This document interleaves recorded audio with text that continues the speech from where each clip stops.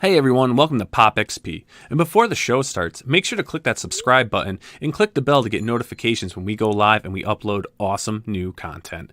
And don't forget, if you can, make sure to share our stream on all your social media outlets. We appreciate it, and thanks for helping us grow the POPXP channel.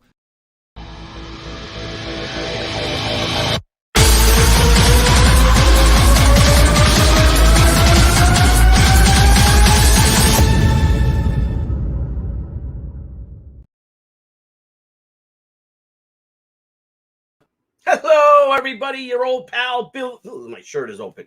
Teen sensation Bily here. Welcome to our Saturday night San Diego Comic-Con, the 20th annual Greek night dinner, something that's become a wonderful tradition with all of our friends. A great place to meet new friends, to get together and reacquaint with old friends.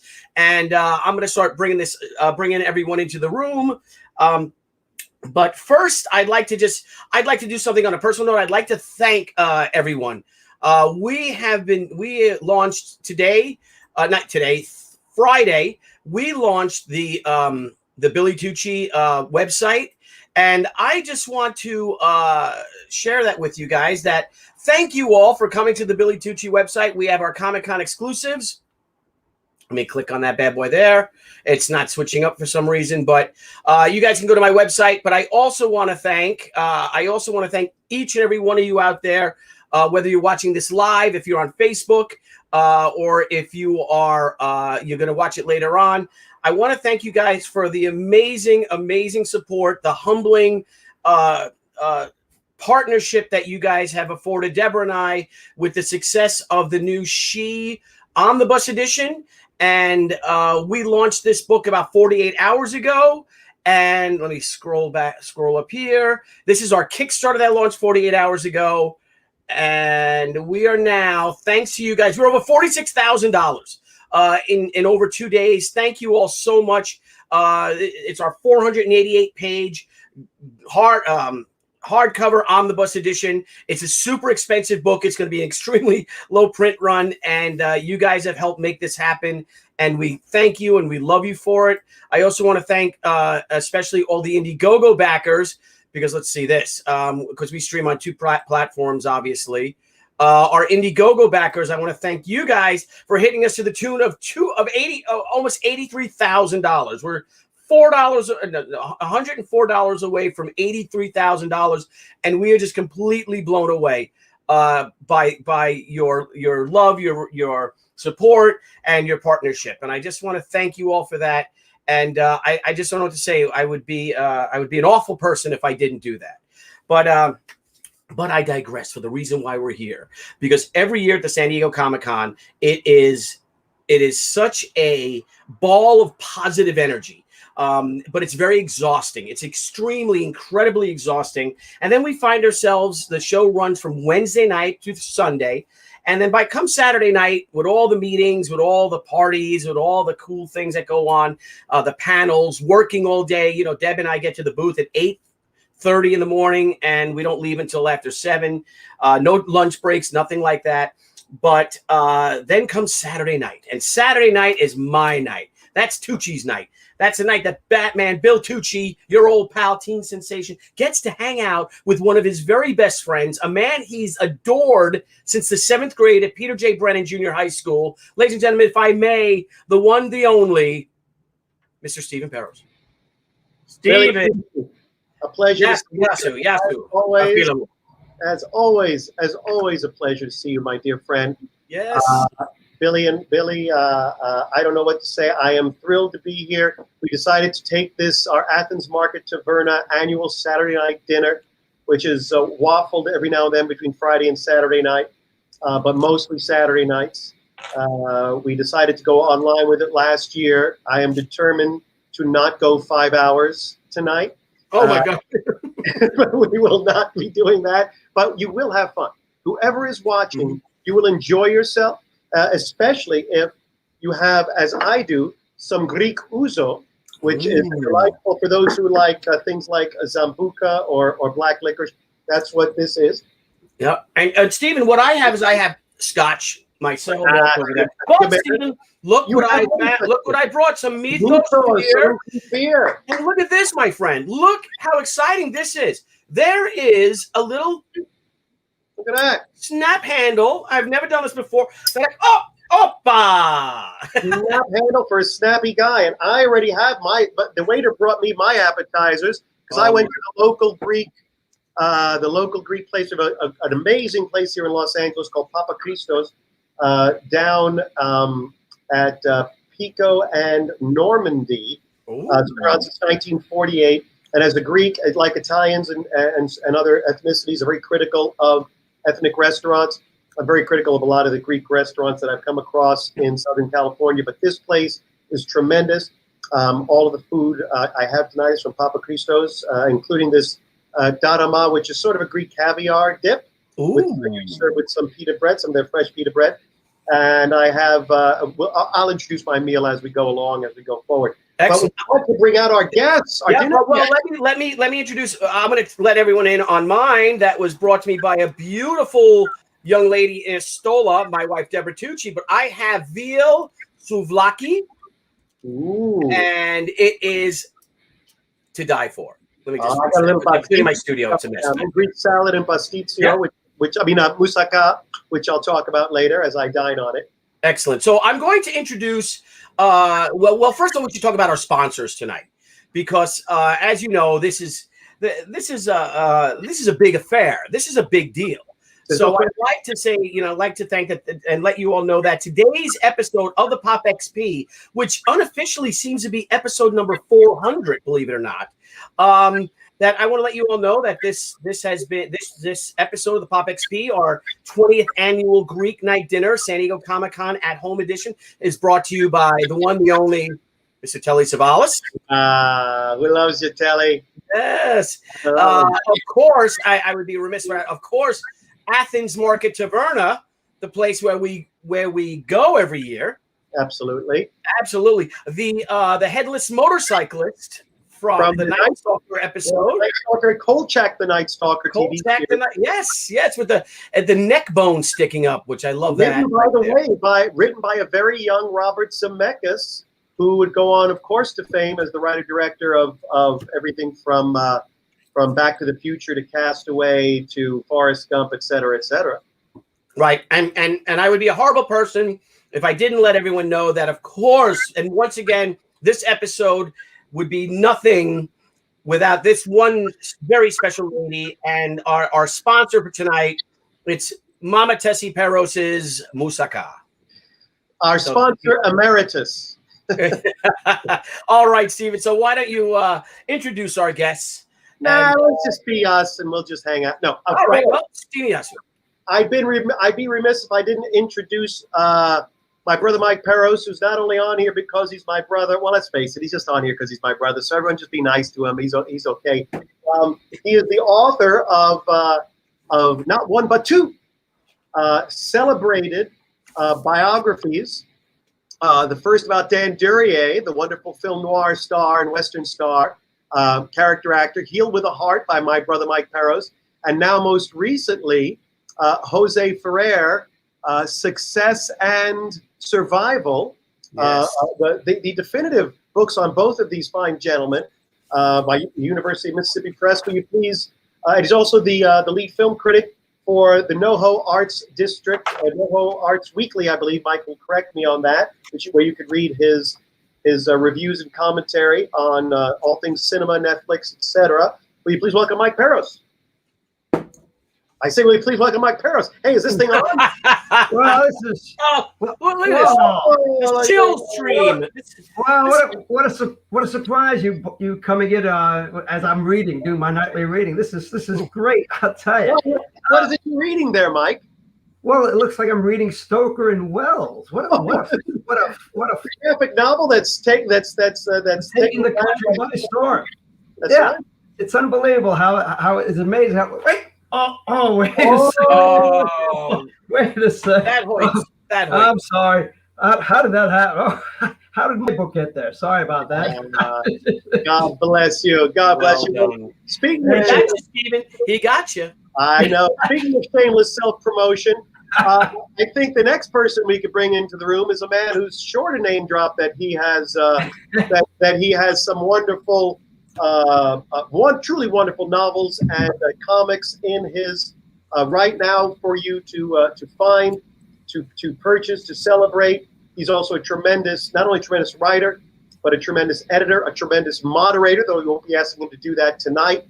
Will you please welcome the man who edited my graphic novel, Stoker and Wells, and also your other 2 graphic novels. Fine, Mad About Town, and also the graphic novels that I've done with Billy Tucci, She Return of the Warrior, She Haikyo, and now She...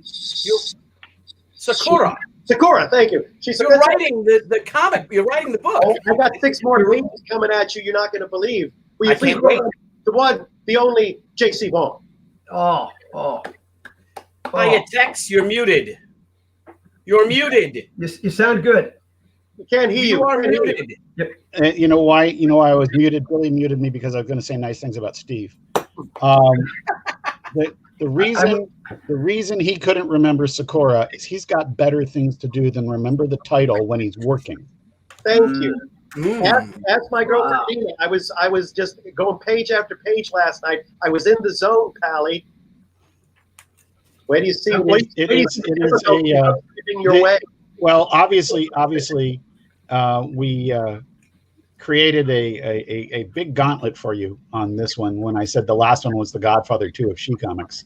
Yes. So you have a lot to live up to, and so far it seems to be doing it. Well, I turned in my page 16. Did you find it? I got no responses. So did you guys like page 16 or no? Nobody cared. I didn't look at it. Or do you have that much faith in me? It's gorgeous. Gorgeous. Thank It's you. wonderful. Steve, you wrote 5. I dropped it to 4. Thank you, Chris Baratis. It sounds like a Greek name. I don't know if you are Greek, but if you are, you already went up nine notches in my book. It is an awesome Godzilla shirt. Thank you. My brother John brought it back for me from Mexico, oddly enough. And I am a huge Godzilla fan, as anybody who's ever met me knows.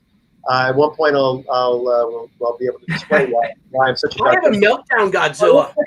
Let's get some more people into this room. Bring him in.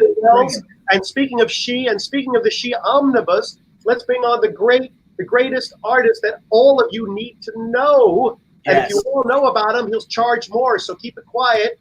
The great man who not only drew and inked my book, but drew, inked, and colored the front cover and the back cover. And Billy will talk about what he's done in the earliest days of She. Will you please welcome the great artist, Barry Orkin, and our dear friend since junior high school. Yeah, it's another mensch that we met in 7th grade. Wonderful. Hello all. Welcome. Oh, All right. I got a name. Now, Steve, Barry, what elementary school did you go to? I went to Parliament Place, not the same as you two guys. Oh, so all 3 of us. I went to Phelps Lane. Right. Mike, you guys went to Woods Road? Woods Road, yes, indeed. Okay, and you went to Parliament Place. We didn't We used to have rumbles. Yeah, and then Rumbles. It was rough. Your school was rough. It was. Speaking of Woods Road Elementary School, a young man who was transferred into Woods Road Elementary School, who I became fast friends with, and formed in 5th grade a private investigation bureau, much sought after private investigation bureau. He is now a lawyer. He took that experience of being a private investigator, turned it into a law degree, and not only represents all sorts of organizations, but it actually does, and doesn't really toot his own horn, but I will, a lot of pro bono work for a lot of great organizations, including a particular organization that makes sure animals are well treated and well cared for. Will you please welcome the great, the one and only Mr. Stephen Millendorf. Hey, everyone. Hello, Stephen. How are you, buddy? Doing good. How are you guys? Cheers. Cheers. Hello. Stephen, what is the name of that organization? It's a woman's name that you've done pro bono work for and helped take care of with the animals. That's Helen Woodward Animal Center. Actually, a couple of years ago, we did an agreement with Comic-Con so that we can host their event called POPXP at the Comic-Con Museum. which is a Comic-Con is a cosplay event for dogs and cats. They get to get dressed up and have some fun, and there's a whole competition. And that was actually today, because obviously the museum is closed and Comic-Con's not happening. But we actually had that event today. It's a great event. If anyone has a chance to go and see that in San Diego. Wait, it's not happening? We had it today. We had it today at the Animal Center itself. I booked my ticket for San Diego. You mean it's not going on? You're still welcome, Mike. You know, you're always welcome. Geez. Sure, It's a really nice city. You know, Don't worry about it. had a good time there. It's all right. My brother Mike, he's stranded in Orlando. He doesn't know which way is up. Mike, did your mother cook for you tonight? Well, I'd like to say yes, but no. We went out earlier for oysters. My brother John took us out for oysters, and so I've got some spotted coffee done right here. There you go. I got some Greek cookies, some gularakya made by my mother. Very good. Excellent. I got some dolmades. We have quite a nationwide group already on this call. We have New York, San Diego, Los Angeles, and Florida, the Orlando area, Altamont Springs to be specific. You mean there are more people? There are more people coming on? Oh, yeah. Who the hell? They're waiting patiently in the back. Who else in the room? Billy, who else in the room? Everyone is in the room. Okay. Because he's not getting any younger, in fact, he's the eldest on this call, let's bring in the composer extraordinaire whose love for science fiction and fantasy fiction, nobody on this panel can compare to the library and how much this man has read of all of the great literature and current literature that influences so much of what Comic-Con celebrates. He has taken that and turned it into music. He's now working with the likes of, and I'll let him tell about it, one of the foremost authors working today, one of the foremost painters working today. He's working with Bily Tucci, one of the bonuses, one of the reward levels on the crowdfunding is his musical download of his musical composition, inspired by She, an all-around gifted man. Will you please welcome Christopher Caliendo to the room? Oh, the one, the maestro, Caliendo. Look at this. Hey! Oh. There he is. Maestro, welcome, my friend. This is for winning the soccer. What can I say? We got a few Italians. Well, what do they say? They say una faccia, una razza, right? Una faccia, una razza. One face. Exactly. I want to say, first of all, thank you to my wife who went out. I had 4 deadlines today, and she went out, God bless her, and got, she made, first of all, homemade hummus. She got pita bread. She got the leaves wrapped up with the rice, Stevie. And I made lemon chicken. Yeah, I made lemon chicken, and it's to die for. So, very good. If you do great say pleasure so to yourself. be here. Great pleasure to be here. Well, speaking of things that are to die for, we have, I would stand on the hill that claimed the life of this man, but instead what I'm going to do is introduce him. There's a man who has been hiding out from all the people who loathe him south of the border, and now he's racked up a whole bunch of people south of the border who loathe him, so he's soon going to be back here. First, he'll stop at Steve Millendorf's home because he's closest to the border, and ideally not make his way to Los Angeles to see me. I don't think I can give any finer introduction to this gentleman who has corrupted and ruined Bily Tucci's life more often than others. Will you please welcome Michael Solof? Ladies and gentlemen, Michael Solof. Oh, there he is. I thank you so much for that. It's heartwarming. Oh, wait, no, that's just the gas. Hey, guys, I am having some wonderful pasticcio. I don't know. Which we're doing great. What country are you in right now? Are you in Mexico? I am in San Miguel, Mexico. And you found a Greek restaurant. And he loves it. There is one. There's literally one. It's called Grease on Wheels, and and they were fantastic. They got the food here like 4 minutes ago, and I've just been unpacking it and chowing down on it and loving it. So thank you, Grease on Wheels. If you're ever in San Miguel, want Greek food, They're the go-to place. Let's toast. I toast to Jamal Flores, an honorary Greek who Billy just put up. Yes, I can throw the honorary Greek. Tonight we all are honorary Greeks. Yes, Stiniasu. Now, Michael Perez, I don't know. Tell me, you were privy to my Thomas Lennon unveiling my DNA. Wait, hold on. We got one more guest. Hold on. We got one more guest to bring in. Oh, that's right. Sure. My God, I apologize. We saved the best, well, for third or fourth, but we'll also save the best for last, which is a man who needs no introduction, but I'll give him one anyway. This man has written some of your favorite half-hour. Oh, I'm hearing my reverb on somebody. Yeah, I'm hearing an echo there. Yeah. Yeah, somebody's. You know what? Everybody should mute themselves if they're not talking. That would be. If you're not talking, mute yourselves, guys.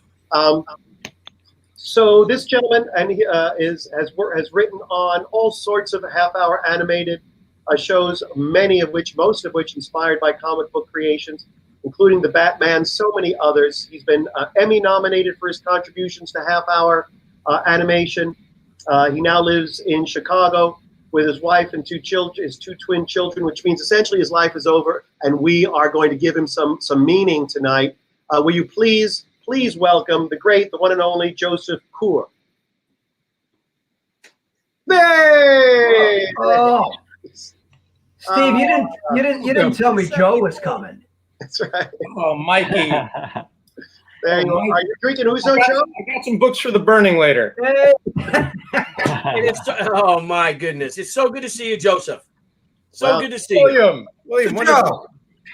Is that a San Diego tag that you're wearing there? That's a nice touch. Are you wearing a lanyard? Of course, it's very nice. Nice. Well done.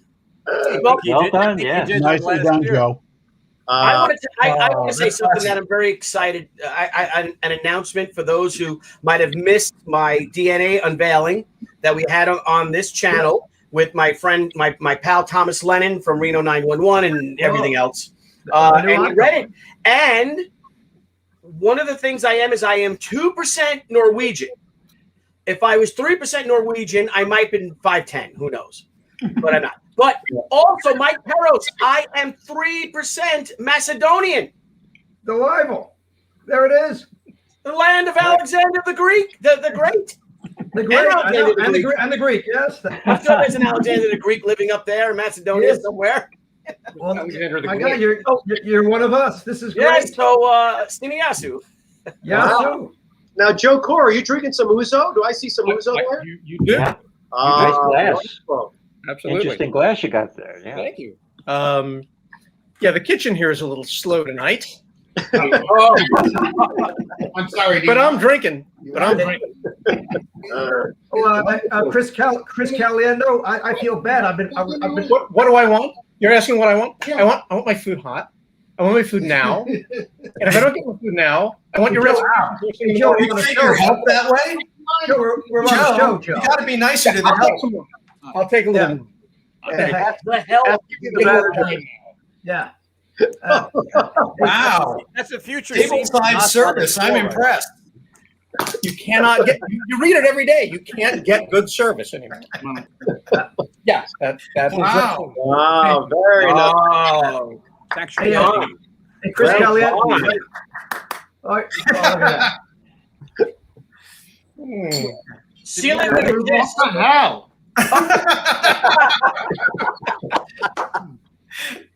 What? It's piney. It's nice and piney. Perfect. I can't believe you got your 6-year-old son to do that. Yeah.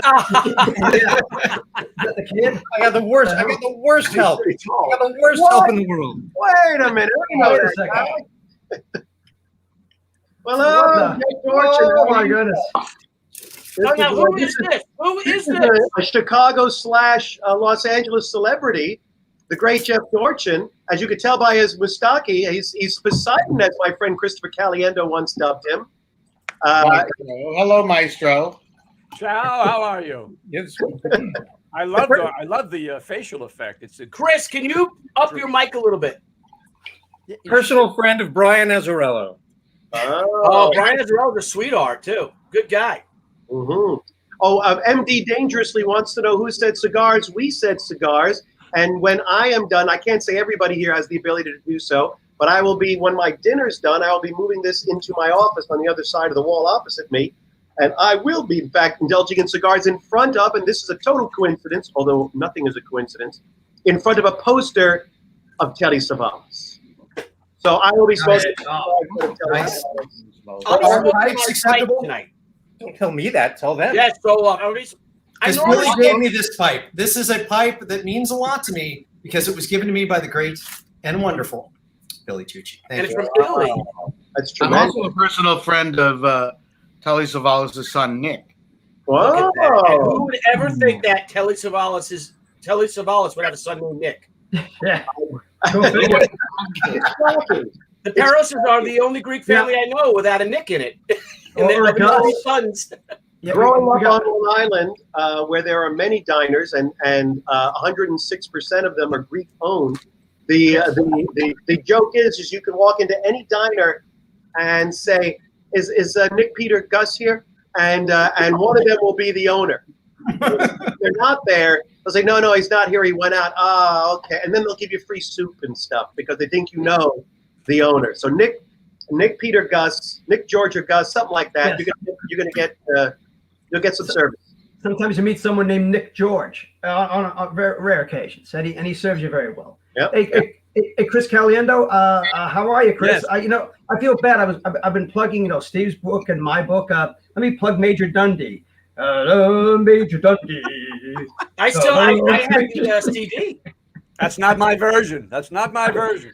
Oh, So really? yeah, I wanted That was so good. Mr. Caliendo's home. Mr. Caliendo is he has created a cottage industry of working for directors who can never tell him he gave a bad review. So he has scored Major Dundee long after Sam Peckinpah was dead and could complain. And if that wasn't enough, he went and scored something a silent movie John Ford did, and he couldn't complain. The Big Trail. Then you did Iron Horse, right? You did the Iron Horse. Right? An epic, a certifiable epic of the year when it came out. It was a huge film. Big hit. Yes. So Bigger now. You just read the New York Times, man. I'm good. That's right. He is good. He is good. And the Pope. My mother liked it, so I'm really This man good. was blessed by the Pope. You think I'm kidding? I'm not. This man has composed contemporary operas based on the great saints. He's the first, and at one point, although sadly not today, youngest composer that the Pope ever commissioned. And he's done twice, not just once, twice an American commission by the Vatican for sacred music, celebrated and performed in the Vatican itself. He's done that, and he's also, I don't even know what else to say. He's a fine man. Thanks, guys. No, that's Indeed. Christopher, I'm blessed to be in the same room with you. I thank you, my Old Testament friend. I got a couple of Old Testament. Barry, my God bless you, Barry. Yeah, that's true. But I just want to. I can't show anything, although I'd love to. By next week I can. But I'm currently working with Gary Gianni, the artist, and Neil Gaiman's manager for providing original music for Gaiman's audio promotional book called A Case of Death and Honey. It's a story and his take on Sherlock Holmes. So the book is published by Arete Editions, and if Steve knows his Greek, the publisher's name means a notion of excellence. It's a Greek word of any kind to liven one's full potential, and is the root of the English word art. And I think all of us on this YouTube extravaganza can relate to that word. But I'm looking forward to the book and the promotional video, and Neil Gaiman. I got the WAV file on him reading the book, and it's just very, very cool. So I'm looking. That should come out it will be come out in the news next week. Well, this is huge Comic-Con news we're breaking right here. This is Neil Gaiman. We're not fooling around. Yeah. We're not fooling around here. This is Neil Gaiman. Now, am I right? Isn't Neil Gaiman? And Gary Gianni. Gary Gianni, who is it? Chris, tell people in case they don't know Gary Gianni's name. Tell everybody who he is and what he's done. I can just say one thing about his resume that's about as current as right now in the Norman Rockwell Museum in New York City. There is a retrospective 500 years of fantasy art, and Mr. Gianni's got 4 paintings in there. I was at his house in Chicago last weekend in the studio, and we had just a terrific night, just exploring, unlimited amounts of our. He actually is a great comic book collector. He has the first 100 issues of Fantastic Four and Spider-Man, and he showed me all of them. Oh my God! It was really pretty cool. But he's a terrific guy. He's been a Chicagoan ever since day one. He went to school at the Art Institute there. And he took over Prince Valiant. There were only 3 great artists. Gabby, correct me if I'm not right about that, but I think he was the 3rd to take over the tenure for this great character. But he's a seminal guy, and he lost his brother last year, and he went into a depression, and he stopped drawing. And I stayed with him through that period as a friend, and he finally, what arrested him out of it was George R. R. Martin had called him to do the prequel, all the illustrations for the prequel for Game of Thrones. And Gary said no to the commission. And because his brother had passed away. And what resurrected him out of this was this association with Neil Gaiman. And I'm just so glad he's painting again, thank God. Yeah, we haven't lost him, Wow. So what I took from that story was Chris was in Chicago and did not contact me. Yeah, I pointed it out to him.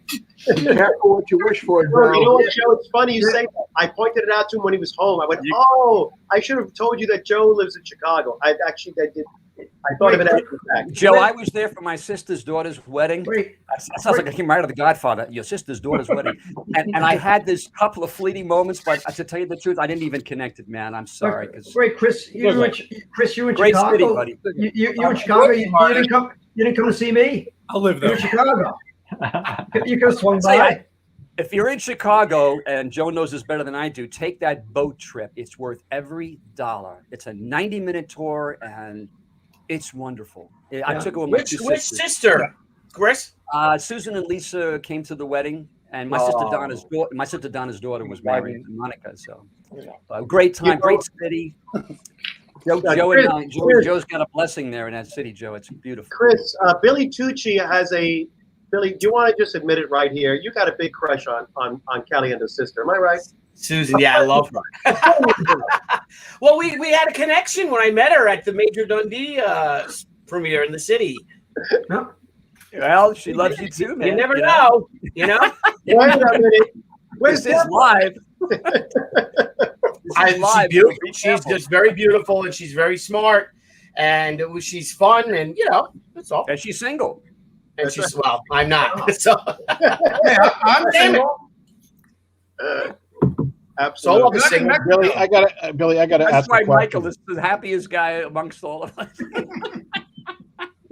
Billy, JC, yes. Yeah, Billy. If she's really smart, why did you have a connection with her? Steve was accidental. Steve introduced me and built me up, and she was like swooning. Oh, well, that explains. All lies. A paper tiger I am. Life is better when you have a good writer. Yes, thank you, and it worked. I don't know if she liked me. I thought she's adorable in all seriousness. This is going back a few years. Yeah. And in 2005, the Maestro rescored was asked by Sony to rescore a Charlton Heston film that and Richard Harris film that that Sam Peckinpah directed called Major Dundee. The film was sort of always considered sort of a flawed, potential masterpiece. It was taken away from Sam Peckinpah.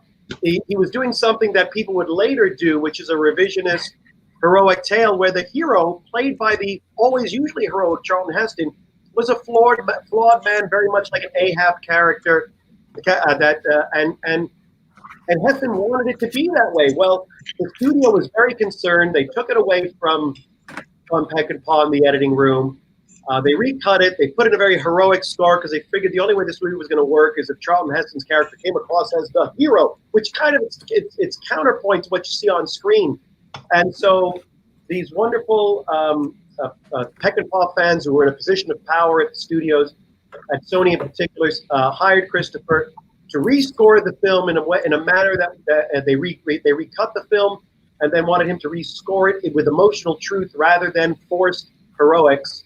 And I went with Christopher to New York where it premiered in Forum. The guy next to you is the president from. It's too good not to share. Sorry. Wait a minute. Hold on. First of many impersonations. Here it is. The other Duke of New York, you ain't number one. That's Donald Pleasant doing an American accent almost as bad as Laurence Olivier in The Betsy. Done by me. Anyway, so Christopher scored this. It premiered at the Film Forum. Amazing reviews, New York Times, all the way down. I remember Christopher and I going out Friday morning, very early, to find the newspaper at the newsstand, because there wasn't 95. We didn't travel with a computer. We could see it online, and it was windy, and we couldn't hold the paper open. We put it on the cement, and he had one foot. We had our feet on the newspaper, hovering over it to see what they had written about Chris. And fortunately, it was good news.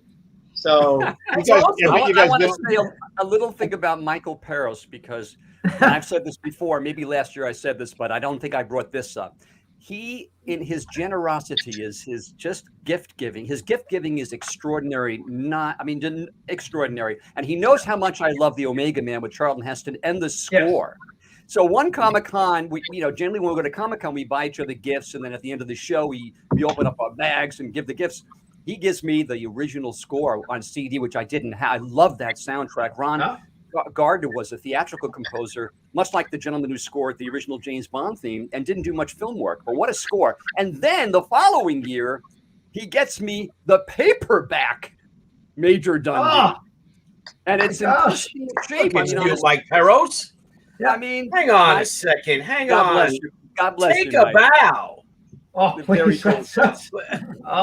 But out of 6,000 books I've got in this house, this one goes on the shelf. Excellent. It's funny. All I get from my brother are "I Love Long Island" T-shirts. but you also got the Godzilla shirt, and John did not get Mike anything. It was my God. It is. So John gave you the Godzilla shirt, and he didn't give Michael nothing. I got nothing. I got a TCM shirt. I mean, I had to buy this one from the back lot, and I got a bone to pick with TCM. By the way, no, TCM played The Adventures of Robin Hood today. Where's the Jose Ferrer Festival, for crying out loud? Summer Under the Stars, Catherine Grayson, please. My God, please, for crying out, Robert Young. He made 3 movies, then got Father's Knows Best and Marcus Welby Dundee. My gosh, for crying out loud. Heroenberg, she's rushing. I'm assuming Heroenberg is female rushing over. No. With some Uza and Spanakopita. Oh, God love him. God love him. Look at this. Look at that. Look at that. Salute. Stinias. And look at that. The writings in Greece. That's fantastic. That's right. Yeah. Well now, done. Barry, I think if we may, I think that Caliendo's film premiere, you and I and Gary, didn't we go to like the Slaughtered Lamb or something? And there was like a riot outside. Remember? It was getting a little dicey out there. High school but the beer kids, was good. but there was like a riot outside. There was literally like out the window, hundreds and hundreds of kids just running, doing wilding or whatever, jumping on top of cars. Remember how crazy it was? I wouldn't describe it as a riot, but it was really close. Were they coming? It was a powder keg. Let's say. From the Film Forum? Were they coming from the Major Dundee screen? Yes, they were. They were all they were Frenchmen, Caliendo's disrupted the musical universe. It created a ripple effect across Lower Manhattan. It did. Yeah, the actual controversy. The controversy about the film just obviously had a domino effect amongst the local community. Yeah, they didn't know why the music had to be redone like that. Right, So watch out! Your butler's eating all your food. Yeah, I think that here we have a question for the group here. No, I know. Not intimately. Not. Was he related to Stanley at all? Yeah, Steve Perez should answer that question. We're just good friends. No truth to the rumor. Didn't he sing that song? You got to pick a pocket or two. I have no idea who that person is. No, I have no idea. If you have a link, it might be one of these Disney kids, like a Justin Bieber type, in all the hip Fast and Furious movies or something. No, I don't know who that is. I think he was the actor in that movie about snakes. I don't know he was the guy who worked for Marvel and did all the creative stuff for Marvel. Yeah. Okay. Has anybody in this room met Christopher Lee? I never even heard of Christopher Lee. I met Jim Lee. I met Stan Lee. Yes, I know you met Stanley quite a few times, actually. Don't know who he is. There is a question here. You know what? We should have invited Nick Atratis tonight, old bean. Listen. Well, you invited him last year. I don't remember You what and you your God. Yeah, no, he doesn't want to come on. He doesn't want to come on. I've Him last year. The man left us high and dry. He said, "No, thank you." And he's gone. He's banned. He said to be there. He said, Wow. You guys are harsh. You I tell was me just going to call him up if he wanted to come on, but if you guys have banned him already. No, we're not going to ban him because he. Oh, look at this. Yes, salute. My brother, you. I think. Trooper, salute, brother. Everyone, No, but Nick also did bring like 10 cigars last time, so he's in. Really? Look at the comment from Igor. Okay, hang on a second. I was going to find. There was one that was leading this that somebody had asked. Let me find it. Hang on a minute. Hold on, my God's got to get in this plate. Hold on. Where is that? Try to do some hosting, will you? All right. So somebody said, "How do you smoke inside?" Here we go. How do you smoke indoors? We're men. Yeah. Thanks, Igor. And we say, "I'm smoking. I'm lighting up. I'm going to have my pipe right now. I've got some black Cavendish. I have a window way over there that I open. Yeah, you know, it's my house. I pay the mortgage. I pay the bill. Nice advertisement for Oakdale Smoke Shop. Yes, thank you very much, Oakdale, Long Island. From my point of view, I have my office is a corner, so it has two windows. I close the door, I open both windows, I have a ceiling fan, and it doesn't seem to get out. So that's when if I'm going to smoke a cigar during a Zoom of some kind, I will smoke there and enjoy it, which you guys will see. And James Sanchez, look what he brought up. You know, we had a one-time guest star of Doug Tenneple, who cut out after people placed their dinner orders. And of course, me being the organizer, I was fearful, not knowing Doug very well. And I think I told him this. And I remember I went up to the waitress and I said, you know, a guy, we had a guest and he just left. Did he leave you any money? I just want to make sure he left you some money for what he ordered. And she said, well, he not only left me some money, he paid the entire bill. So to Doug Tenneple, we will always. I mean, there were far more than 9 people that day. I think that was. No, and James Sanchez Cabron was there that night. It was 2 years ago, I think. Yeah, that was 2 years ago, and he paid. The bill wasn't cheap, especially when we were drinking. And he just did the Irish goodbye and just paid the bill and skedaddled. So Nick Atratis. That's very what the heck's in that? That's the tiniest. What is that from Darby O'Gill and the Little People? What are you drinking there? The shot glass. That a tequila with a word. Heard of one. Not glass full of what? Oh, okay. Here we go. We have an answer. So It's a little bigger. I did not see the prequel trilogy, but Christopher Lee was a terrific Count Dooku in the prequel trilogy. So now we have our answer. Well, I didn't see the Star Wars trilogy. Since this is Comic-Con, I admit that I have about a 12-inch account. Hey now. Hey. Nice. Well done. Whoa now. I will go further. It's still out in my storage area, but it's actually one of the, in terms of figurines that actually have a likeness to the actor, it's actually one of the best likenesses of Christopher Lee. There are a lot of different Dracula figurines out there that kind of almost look like him, but the Dooku really looks like him. And unfortunately, Terrific. Yeah. All right. Well, just real quick. I don't think he was a terrific Count Dooku. I think he was the best Count Dooku. Okay, so well done, Joe. Now, I have a serious question. Speaking of Dracula, we're gonna have fun. Throw random questions out to the group, to the panel. Who was the best Count Dracula on film? Andy Griffith. Question. Oh, Steve knows who he is. I missed that one, Jeff. Where can I find that? I'll download it right now. I will start this as the person who wrote Stoker and Wells and as the host. So I got two reasons why I would start this conversation, but I'm happy to be disagreed with. I would say that it is not the erroneously titled Bram Stoker's Dracula of Gary Oldman. For me, the best adaptation The best adaptation is the BBC two-part with Louis Jourdan. Oh, yeah. Dracula. Very good. Oh, So agree. And I think, Like step page by page. yes, yeah. Really- And I would argue, It was terrific. I would argue there's really no better performance. I mean, I look, do I love Lugosi? Of course I do. Christopher Lee, I always felt was hamstrung by the fact that he was at best a distant supporting actor in nearly every single Hammer film. I have this discussion on, since this is called the Greek Geek Dinner, I might as well, on all the various geek forums that I am on, I was watching American International's 2 Blackula films, and I'm like, couldn't they take a lead from the Blackula pictures and figure out a way to make Dracula the star once? yes. So that's always been my problem. Lee's terrific, but I actually don't think you can actually say he was ever able to deliver more than a voice, a countenance. Whereas, if you're going to talk about Lugosi, if you're going to talk about Jourdan, you can talk about Jack Palance. Jack Palance, yes. yeah. Very strong. These are people. Leslie Nielsen. I am a big Leslie Nielsen fan. These are people. Okay, guys, how about this? We take it a step further. Who is your favorite vampire? Wait a minute, hold on. I don't know All right. who agrees with me, Billy. What does everyone else have to say? Well, I was going to take it to the next level. Why not say who is our favorite vampire? Who played the best vampire on film? Or your favorite vampire? Is that a Gil Kane? Who was the star of Nosferatu? Max On Jack Palance. In all seriousness, Is that Gil Kane? No. You just say Gil Kane. Are you serious? Who? Ernest Collin.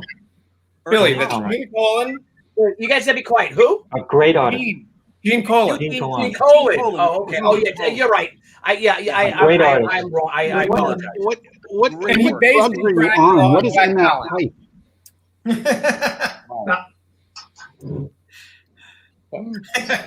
Whole lot of So I silence. love the score to that Dan Curtis production too for the Jack Palance. That was Yes, very it's good very score. good. He uses the same composer, but he's wonderful, really good score. Well, let's go around. Let's go. Mike Perez, who's your favorite vampire on film? I'm going to go with Bela Lugosi and Abbott and Costello Meet Frankenstein, and I stand by it, and that's it. There you go. Sandra, come here, Sandra. Yeah. Chick, Mr. come Millendorf. here. I was going to say the same one. That's got to be one of my favorite monster movies. It is a great film. My God. The Abbott and Costello ones. You may come to me, Sandra. I just would have loved to have seen Vincent Price in that film. Well, Vincent Price was in that film. But you did not see him. How about your joke? I saw what you did there. I know it. very good. Bean, that was for you. All right, Barry, how about you? I can't say that I can comment on the actors. I don't feel like I could comment on that. But what I can say is the most terrifying vampire movie that I've ever seen is actually the Nosferatu movie from I believe it's the 1920s. 23, right? I agree. Yeah. That is scary when you see him in all that makeup and this this Don't old be an Nosferatu, be a shadow. Nosferatu. Yeah. It was not makeup, Barry. That's Really? That makes Who it was even the more actor fun. on that? Does anybody know who the Max actor was? Shrek. Willem Dafoe. Max Shrek. That's right. And well, now, Steve, we watched one of the chaps, Joe or whatever that you introduced me to was in one of your movies. Was in the Catch Me Out. He was in the Shadow of the Vampire film. 3 actors in the Catch Me Out. 3? Oh, that's right, Carrie Elway. They had just come from the set. Carrie Elways, Eddie Izzard, and Ronan Wiebert, and all 3 were in. And they told me amazing stories from the set of that film. That's right.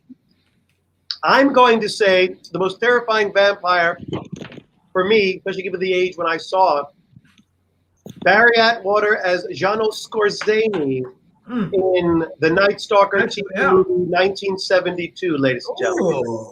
Wow. Nice pick, Steven. And that's it. Wow. Caliendo, what about you? I'm trying to recall the Max Schreck. Didn't he perform the vampire a second time in a German version that's like 3 hours long? That's the It original. was a German What version. am I- It was a German movie. No, There's the Nosferatu is a German film. Yeah. Right, but I'm not talking about the silent. Oh, But several decades later, of an epic, which is almost storyboarded on the novel itself. It's a European film adaptation. It's German, I believe, but the same actor readapts the role. I have it on DVD. It's just downstairs, and I would take a look. I've never heard of that. Christopher, I think you need to start delineating between reality and dream. I'm going to look online because What? I know. I know you being are. right.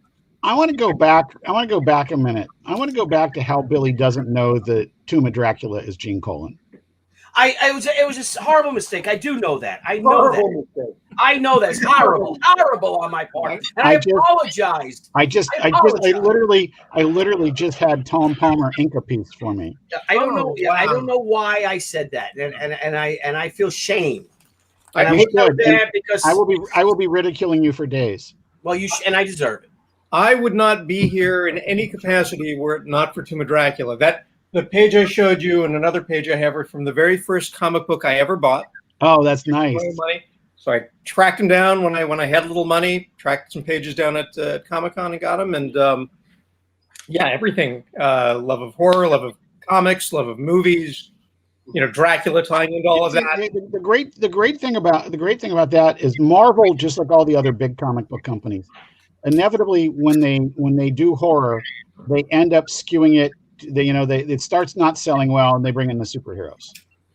And they brought in Doctor Strange, and they brought in Silver Surfer, which is not on the surface a great solution, but actually ends up being a great counterpoint to Dracula because Surfer Norrin Radd's so pure.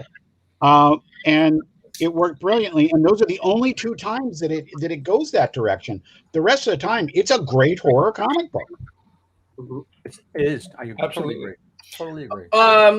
Soloff, who is your favorite vampire? Oh, I actually have a few, and your guys are going to laugh, but I love the romanticism of Frank Langella. That's a good one. Yeah. That was a cool one. And I love the new version that they just had on that Moffat and Gaddis did.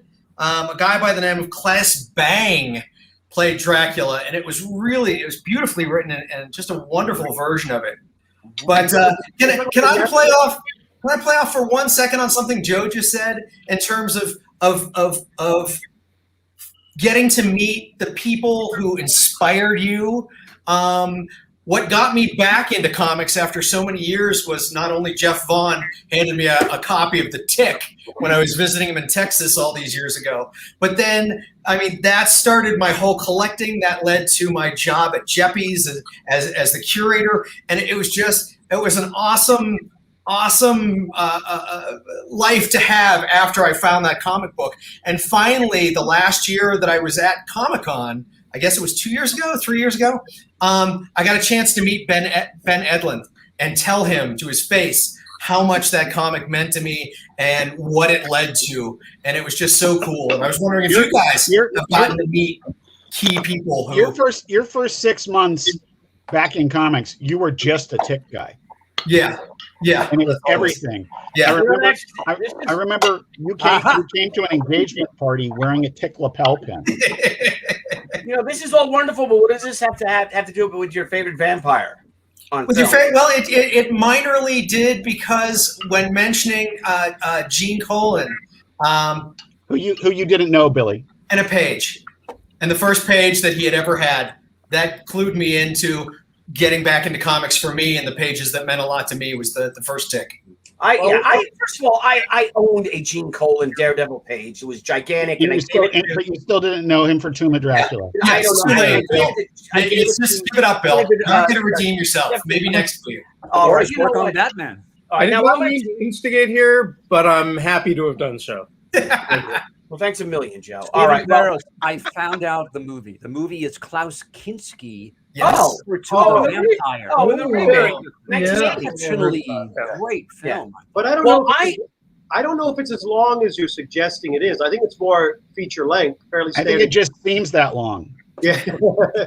It's a miserable movie. But it's a great film. It's a Depressing, really miserable creepy. movie. That's what Isabella Adjani English and German. and Kinski was playing. Yeah, but really, the reason there is a disparity of opinions about Werner Herzog's remake of Nosferatu is that he shot an English language, he shot a German version with actors, by and large, German was their first language, and then he shot an English language version. And to the person, I have heard, if people said, I hate Nosferatu, I say, which version have you seen? They go, the English language.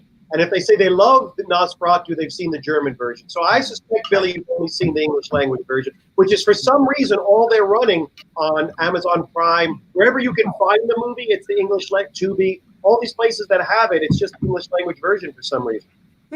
Well, I love that Mike Perez has some Nosferatu Klaus Kinski lighting going on there.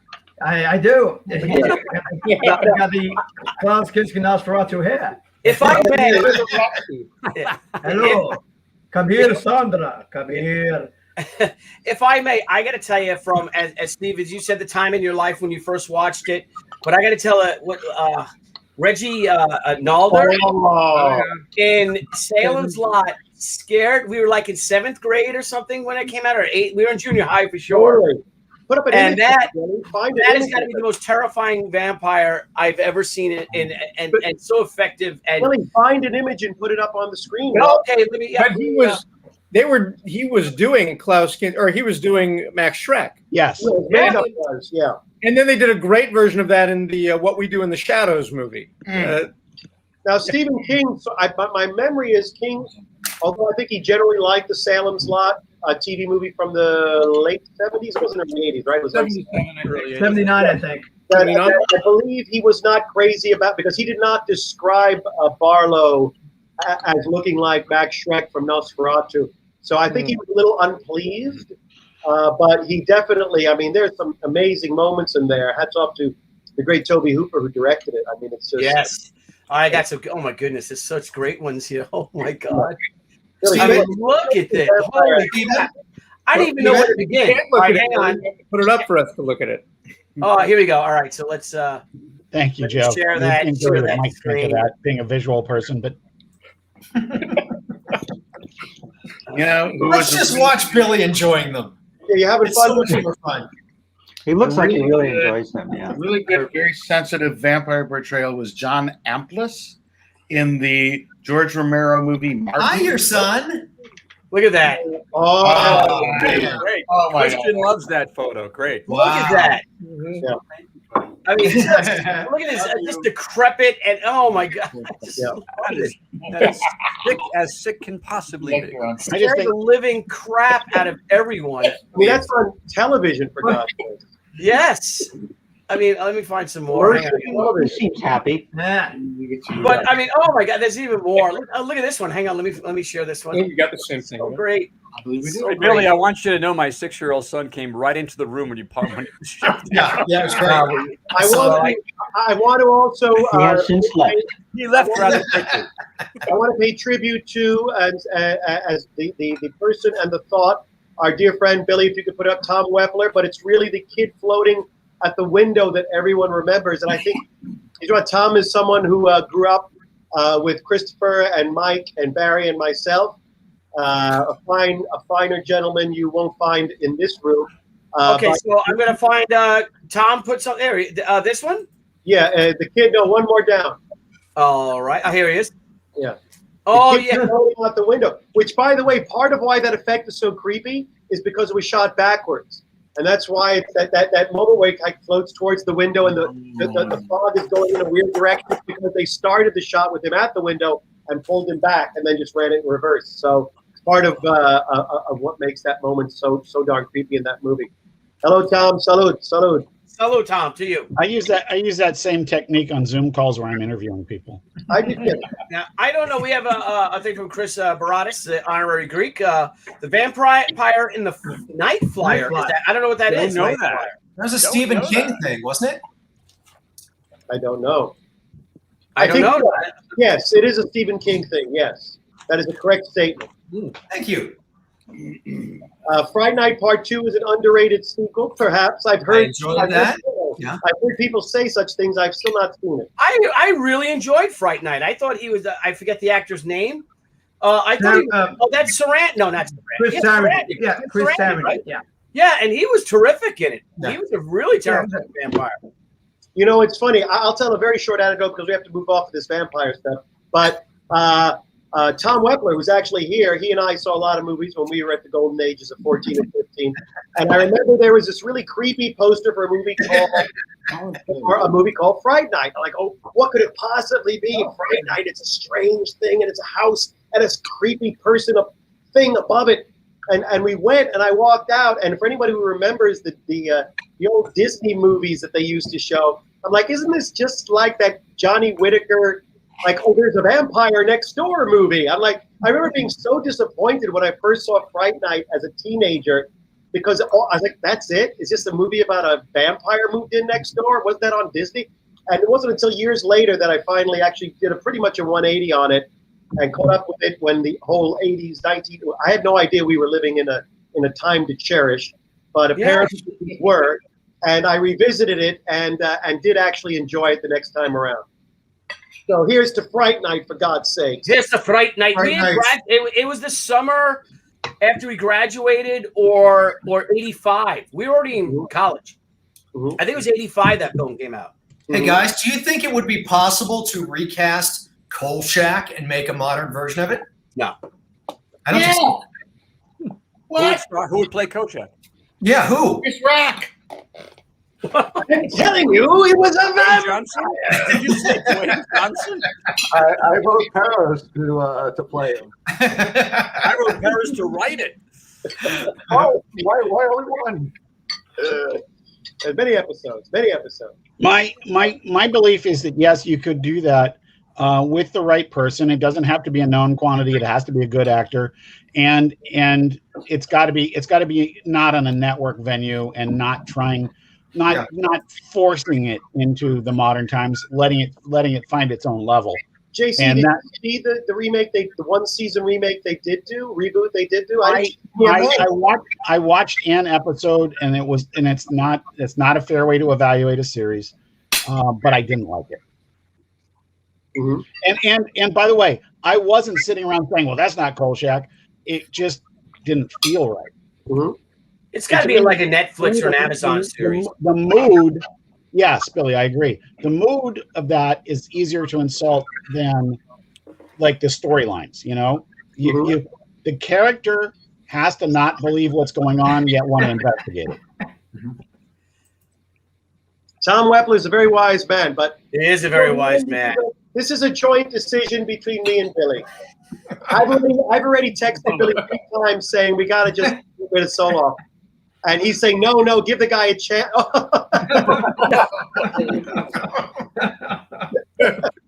Oh, now Joe and Replicant have changed positions.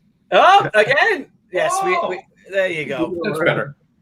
Joe Kuhr and Gerard Butler in the center. We are balanced, pretty much, yes. All right, so Stephen, when we're hanging out and we don't have crazy homeless people screaming at us and stuff like that, and we're drinking and we close the restaurant down, we literally do. What else are the topics? What else do we talk about? What do you guys want to talk about? It's been a year since we've all been together. Well, yes, this is actually interesting you say this, because it has been a year. And when we did this in July, we did not know it would be until next July we'd still be doing this. So part of what I want to ask, and I'd like to go around the room here, is I wonder, because it's a creative group, and I'd like to know, were you creative this year? Were you more creative because of COVID? Were you less creative because of COVID? Or in what way has quarantining at home, not necessarily going into a workplace, shifting work to Zoom, getting rid of driving time for some people, how has that affected? I'll tell you right now, I was much more creative during the shutdown when I was just home all that time, and it kind of carried over, throughout the year. But we're all blessed more. In New York, we were shut down for 3.5, whatever, 4 months. That's good to know because Stephen Perez was raging of the delay in the pages getting to him for a still very well. Well, that wasn't during COVID. That was before. Nice try, Billy. But So, Barry, so in other words, the advertising, the graphic arts stuff that you do that you usually have about like 2 hours round trip driving time, with that removed from your life, you were able to do work not only for that gig but your own personal gig and getting more hours of creativity as a result. Right.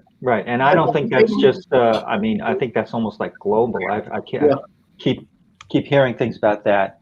So are you dreading returning to having to get in the car and eat up your I'm already commuting on a regular basis, but because I just kind of in a way kind of rebounded, I just kept going. I became more determined to just find that time to draw and and not put things aside, just go. Losing some sleep, but getting some work done too. Well, it's funny that we're going to hear from everybody, but let's go to the least productive person during COVID. My brother Mike.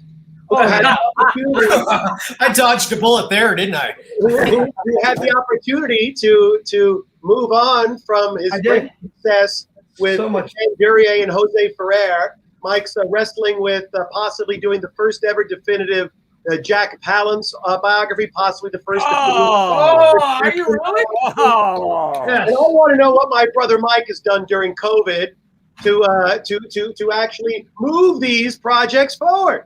Well, I have done a whole lot of nothing. Because when I'm not sitting here trying to type out a book for the university press and make sub Walmart wages, I'm teaching. So I've been creative this year, but for the past year, Zoom has been my life. I can't interact with people live. This is it because I've been. Your commute time is now yours. You own your commute time, Mike. That's writing time. That's stress time. I gotta keep those kids focused, man. You know what, Stephen? I think what it comes down to, I think we've just learned that your brother Mike, just like the other Mike in the Cindy Brady box, are men of leisure. Not really. Contraire, mon frere. Please. I am in the process of doing my first book right now, working with an editor. Are you reading it? What is it, autobiographical? Well done, Michael. Thank you. No, I am doing my first. You finally read a book. I did. I fell in love with the city that I now call my home, San Miguel. And to the point that I thought I would put my skills as a photographer to the test. And I decided to do a book on San Miguel. And I'm in the process of getting the pictures together, editing, and doing all that sort of stuff. Plus, I have adopted a street dog by the name of Carl. Oh, don't call him that. That's not nice. Oh, it's not anyway, enough of that. Thank you, guys. This is Carl. Say hi. Hi, Carl. Hey, Carl. And Carl was a street dog. He was badly beaten and abused, and nobody cared for him. And we pulled him off the street and nursed him back to health. And now he's my guy. It's one That's thing the other thing that I'm doing. It's one thing for Joe's butler to scam his way onto this sacred place, but don't use sentimentality to let that dog get a free place at the table, for God's sake. So basically, I have been a busy pup during this entire year. Thank you. It's funny that you call San Miguel your new home, because I think on that door down there, where is it there? If you open the door, you get an eviction notice from the city of San Miguel. They don't really want you there. I move around a lot. What's your point? And it's a Greek restaurant, so for now the dog's name will be George, just for the next for the next whatever hour. Or Pete, or what was the other name? George or Pete or Nick or Pete. Well, Stephen, let's go around the clock. Mr. Millendorf? Caliendo, let's talk about how COVID has how this sort of how the demands, the quarantining at home. What has it done to your creativity? What will you use with what you have learned going forward? I actually, when people called me, I was not unempathetic to the people that passed away and had difficulties. But for me, an aesthetic, I just had a great time developing and continuing the infrastructure for a new online music academy that teaches young musicians in college who are concerned about lack of jobs, the advanced debt as a result of more degrees, the technical skills they learn, whether they're applicable going out of college, and the Gen Xs who are really concerned about life balance. So we put together an adjunct faculty of about 20 CEOs and MBAs who teach entrepreneurship, business, and finance to young musicians to stabilize and sustain their financial stability, while the music teachers accelerate their musical aspirations. Mm-hmm. So I partnered with Jean-Pierre Fallou, and I'm by myself on this. No, well, it's very noble. I mean, you have the floor. It's very noble. It's the spotlight. You got the spotlight. Well, thank you guys. But yeah, that's what took up a bulk of my time, and creating a lot of content and learning a lot of software on just how to put this infrastructure together. But I teamed up with Stephen knows him, Jean-Pierre Fallou, who worked under Bill Gates for 14 months and 14 years, traveling the world doing Microsoft. And we have a social media manager that's working full time on posting and branding the company. Wrote a musical, Wallace and Windsor, which is finally going to premiere the end of this year. Excellent. So I'm really looking forward to that. I'm writing my 15 flute sonata, which is part of a dissertation for Daniel Scheinberg, commissioned by University of Missouri, and that's kind of nice because when you're writing for someone's dissertation or doctoral thesis, it gets archived in the Library of Congress. So I'm very proud of that. I just want to say, I just want to say, I backed Wallace and Windsor. So will my $7 get me a ticket to the premiere? Can I? Christopher, No, Christopher, I backed it too. We have to have, when Wallace and Windsor does debut, we have to have all the entire creative team on the POPXP. I'll double the donation if it'll. If it'll get me. Just to get credibility, what I'm saying, when I say premiere, it's a backers presentation. So that basically means a reading, singing of the whole musical at a private home, Hollywood, in the Hollywood Hills. And the audience is about 30, 40 primary. So what's the story of Wallace and Windsor? What's the story like? Well, like whose project is it? Can you give us what it is and where how did it start? It's the brainchild of Eric Bross's mom and sister. They've been writing theater for years, and at believe it or not, the Major Dundee premiere at Quentin Tarantino's theater, Eric came to the event, and then he approached me afterwards and said, "My mom's got this piece called Wallace and Windsor. I'd love you to write the music." So we met for lunch and talked about it, and months later the musical was written. But Jenny Bross wrote the story about the abdication of the king. It's one of the great love stories and what one would do for love, right? It's the story of the stuttering king, as we know in the great film that was The King's Speech. The King's Speech. What a marvelous film that was. So it's basically the King's Speech in a movie, really. And Charles Lawton is Winston Churchill is the MC. And the cast is about 15 singers strong, and it's going to be a musical ensemble. I'll conduct from the guitar, about 5 musicians.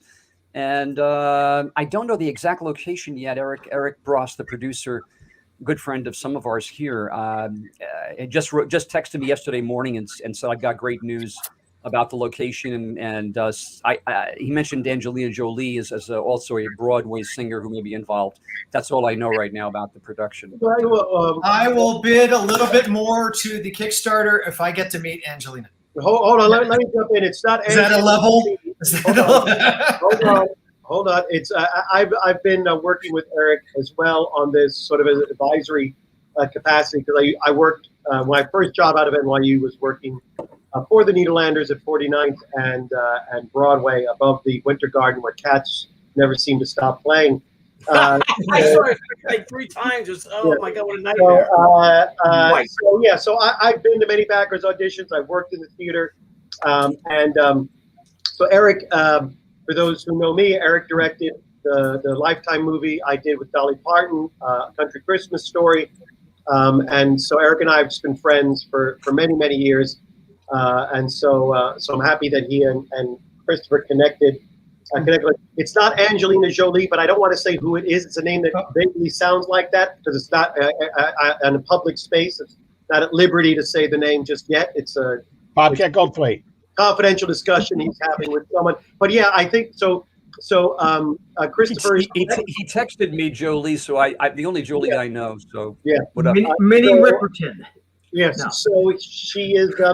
So the idea is to do a backers audition where you have people who are connected to theater financing, people who are connected as artistic directors of certain known theaters, invite them to a very special event. There's a home, a very elaborate home up in the Hollywood Hills where Christopher and Eric and Jenny are going to present this. They'll obviously cast it, rehearse it, and so forth. And sometimes part of what gets people in the door is if you could have someone namey play one of the roles. Not as if only for the reading, possibly for the finished production, the final production, because that helps get people in if they're going to be in intimate quarters. Someone who has some sort of marquee value. So Eric's working on that at the moment, and but it is going well. Obviously delayed by COVID, but that should all be moving forward as fall or winter. It seems so. But Eric has a better handle on it than I do. But yes. And I got to say one very kind and gracious, sincere gesture to Michael Solof, my relatively new friend. But Michael, thank you again, because Michael has a friend who's a matter of fact, Michael, you don't know this, but I've been doing a lot of podcast circuit in talking and speaking, and one of them was the Bob Bender Show, which is a big show in Nashville for the business side of music. So he recorded my show. It got published. Guess who was the next guy after me that was interviewed? Vivek. So Michael introduced me to Vivek, who's won 25 Tony Awards. He's a force of nature in Broadway, who's well aware of Wallace and Windsor, and basically said to me, when you have a date, let me know. If I can fly out, I will. So thank you, Michael. You're quite welcome. And Vivek is just, as you know, the nicest guy in the world. So I'm so glad you guys are getting along. Yeah, terrific guy. I couldn't believe it. I took a snapshot of him and I, one after the other on Bob Bender's podcast website, and I sent it to him. I said, "Can you believe this? Who is doing crazy?"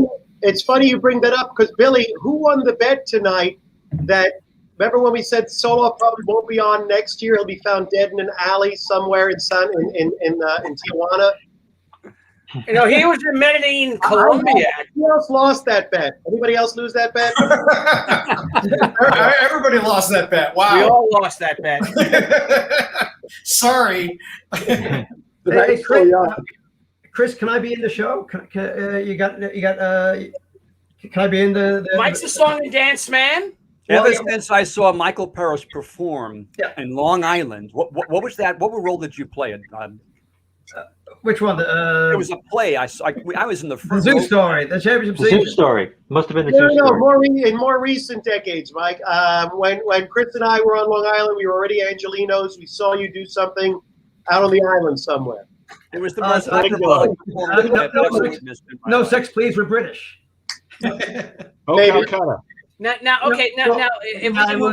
I can do Churchill. I will meet them on the beaches. I will meet. Does Churchill have to sing? I want you. You should play the hairdresser. Okay. Whatever you want. I'm in. It's non-singing role. Now, Steve, the first part of Steven Investigations, you as an attorney and doing, you also do copyright law or entertainment law, I guess, right? How did COVID affect you and the legal world? We're busy as hell. So most of my practice is actually privacy and cybersecurity, and there have been so many data breaches from everybody working from home that I'm busier than ever. And a bunch of merger and acquisition activity is also picked up because everyone's just going crazy again with kind of deals being due to COVID. So that's been super busy as well. And I am doing some copyright stuff. I've actually got a deal going. I don't know if my client is on the listening in or anything like that, but we're trying to get some rights to use some characters from one of the big studios in an event, and so we're working on that. And I've got another client who's actually working on doing a very similar thing with anime in the digital application world as well. Stephen, I heard a statistic about cyberspace security litigation and the amount of money America has spent on cases dealing with cybersecurity, federal, state, and it's over $1 trillion. I heard. Is there truth to that statement at all? It's probably true. I've got a couple of just general breaches going on right now, and I mean, one of them had multiple millions of people. That was probably multiple millions of dollars in legal fees alone. And then, of course, there's all the remediation, and that's just one incident. So even intellectual property law, if we start taking out the personal information being breached, the amount of money that is lost from people stealing intellectual property, and won't say who it is, but it's mostly. You can say who it is. You can say who it is. Eastern countries, Yeah, mostly Russia, Russia, China. I would say who it is. Yeah, it's the filthy Chicoms. That's who it is. Hundreds of millions, if not trillions of dollars, just in intellectual property. Yeah. It's my show, I'll say. Did you really say Chicons? Yes, that's what they are. The Chinese Communist Party. Yes, that's exactly who it is. I got to remember. Hey, can we all have a Brady Bunch moment and look at the other square? Like The youngest one in cursive. Christopher Caliendo right now, though, is the Paul Wind of the Democratic. My friend. You'll take Christopher Caliendo for the block. Thank you. Thank you, Jeff. All right, now, let me ask all of you the next question, which is who got I didn't even get to answer the last we had Jeff Vaughn didn't answer. Joe Kuhr and his butler didn't get a chance to answer yet. Joe Kuhr and his butler. Well, let's go to JC Vaughn. Now, JC Vaughn right here is creativity. Let's hear. He is the vice president of Gemstone Publishing. And Jeff, as you, who works for Diamond Comic Distributors, nope. Basically I work for Diamond Comic Distributors' sister company. Right, their sister company, and Gemstone Publications. And Jeff, how was it for you, this shutdown? Because comic shops couldn't get their books. DC and Marvel famously, these multi-billion-dollar corporations sent out a pencils down order to notoriously pencils down order to their creators, the creative teams, the writers, the artists, basically, because the comic shops were closed down for a month. And but what did that do to you? And then how did you, because you also the Gemstone compared to our much larger sister company is very small. We are a very mobile group, and we are located in multiple states. Matter of fact, not one of us lives in the same state as the other. And we adapted very quickly to moving to working at a distance, because I really only had to move one person to work at a distance. The rest of us already did. What happened in the secondary market for comics, not the primary market with the new stuff coming out, was it exploded. There were a lot of comic shops that were harmed financially by being closed, but there were some that already had an eBay presence and dealt in back issue, and a lot of them thrived. It has been a boom time for. Recently, we had like Marvel Spotlight number 5 from the 70s go for $264,000, and that's the first appearance of Ghost Rider, and. There are now, I think last month or the month before, rather, last month there were $2 million sales, and there was a month before that there was $1 million sale. So it's huge, and that kept me busy. We ended up delaying the release of the Overstreet Comic Book Price Guide number 50. Todd McFarlane, John Spider-Man for the first time in 27 years. We ended up delaying the release of the Overstreet Comic Book Price Guide number 50. Hang on, someone is watching the video. Whoever's watching a video, mute yourself. Everyone mute yourselves. Mute yourself. Millendorf and Joe Kuhr have muted themselves. The rest of you please mute yourselves. Mike. It's Soloff. No, it's not. JT, mute yourself. And Joe Kuhr have muted themselves. The rest of you mute yourselves. Perez. It was Steve. Perez. Okay. Hang on. Perez. Steve. Anyway, okay. Yeah, so thank you. About time. I wasn't watching anything. Hang on. What? Wait a minute. Soloff? Tucci. It's not me. I don't have anything on. It's done. Hang It's on, on. Soloff. All right. All right. Whoever did, you got away with it. I'm on to you guys. All right. So to get back to it, we had,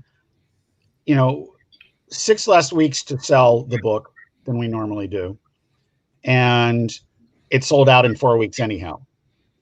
Ended up going back to press, and so the back issue market's booming. It helped us. We did a brand new book called Overstreet at 50, 5 Decades of the Overstreet Comic Book Price Guide. And this is sort of my thank you letter to Bob Overstreet. And it was very well received, had great quotes from a lot of people in it. And of course had our wonderful history of fantastic covers and just some of the origins of the book and some people who had been advertisers in it the whole time. So that was fun, and that sold really well, and that led up to this year's price guide, which is coming out Wednesday. And this is one of the covers. Wow. And in the middle of that, I did my first novel. Hang on. Yes. And cool. Is Agent Soloff in that one by any chance, Jeffrey? Agent Soloff is not. Officer Mike Soloff is, and he lived, much to everybody's surprise, because he can always die in the sequel. Yes, thank you. I think we have an honor. I think we have a Greek in the chat. I mean, this looks like a Greek name, right? Chriscow? Chriscow. Could be. Could be. Howdy, Pilgrims. Howdy back at you, Hotshot. Howdy, Pilgrim. I love that. Oh, it was six gun gorilla, bros. Badass. Look at that. So, Billy, to wrap up very quickly, I also, of course, edited Return of the Warrior and Haikyo and several other things during this time, wrote some comics and all this. So the answer is I was massively productive, but because we had a couple people furloughed at work, I actually spent a lot more time on Overstreet stuff than my own creative stuff. Excellent. That's the answer. Well, you also don't sleep. Well reported. You don't sleep. So, I have to thank, where did it go? Jimmy Cricket. I just posted it. Oh, the chat is fast and furious. Yeah, for God's sake, there was another one. That was actually a different one I wanted you to Bob, thank you, Bob, so much. Thank you so much, Bob. Mm-hmm. Listen, I want to tout toot Billy Tucci's horn here. I hopped on the She ride, 25 years after he got started, doing this latest trilogy, which threatens to be a quadrilogy about Return of the Warrior. But Billy has put together now the She Omnibus, as he pointed out at the top of the show, which is takes the early issues and puts them into a beautiful, beautiful edition. His video on there, I'll be posting. I'm definitely going to post on my social media his video for both Indiegogo and Facebook, because it kind of introduces the novices or those who only met She recently to the past, and it's a great, glorious book. Billy's work is amazing. Barry's work is in it. JC, is your work in this first omnibus, or it'll be later? Later down the road. Okay, but I'm excited. The fans have spoken in a matter of in time that you can clock in hours, not days. You've crossed $100,000. So here, congratulations! Oh, thank you, because it's so expensive. This book, we asked for $20,000, but it's literally going to cost about $50,000 to print this book because it's just one copy. No, not one. No, but maybe 1,000 of them at 500, almost 500 pages with ensue. And that's before shipping. Yeah, and now we're going to expect. Yeah, and that's before shipping, and it's going to be, and we're shipping all U.S. priority mail. So everything's going to ship in the priority mail boxes, and we're not making any money off of we're actually losing money on shipping because we charge $16 to ship, and that's exactly what the U.S. Postal Service charges for the 2-day priority mail. So you're not charging. You're not making anything for the packaging. You're going to lose money there. Yeah, but that's okay. You know what? And you're shipping them out a whole new door. Yes, absolutely. Now, Billy, I always wonder with these big, thick omnibuses, how do you deal? This is just a very fundamental. How do you deal with that little space where we have 500 pages? Are we going to lose any imagery in that? Well, no, Mindy Lopkin addressed that. And what we have to do, because it's so thick, is that there's going to be a little bit of maybe 1/8 of an inch of a white border around the once full bleed pages, because Mindy, and she's brilliant, Mindy, and she's amazing and she's wonderful. And she's like, I am doing this. I'm like, yeah, but I want it's a full it's a full bleed, double page spread. She's like, no, it's not going to be. You want to see the full image? And I'm like, okay. But we have a stretch goal. Our next stretch goal is to enlarge it, Old Bean. Now, if you and I talked about this, to the bigger size, to the Marvel and DC omnibus size, which is I don't know, it's like 8 by 11 and a half. It is a glorious thing, and I've said from the beginning that I want that to happen. So let's hit that stretch goal. Yeah, please. So while we're still moving down this subject, wait, Joe Kuhr and his butler. That's what I'm going to say. Jeff Vaughn, tell us about Joe's productivity during COVID, will you please? Yeah. Tell us a little bit about Joe's productivity.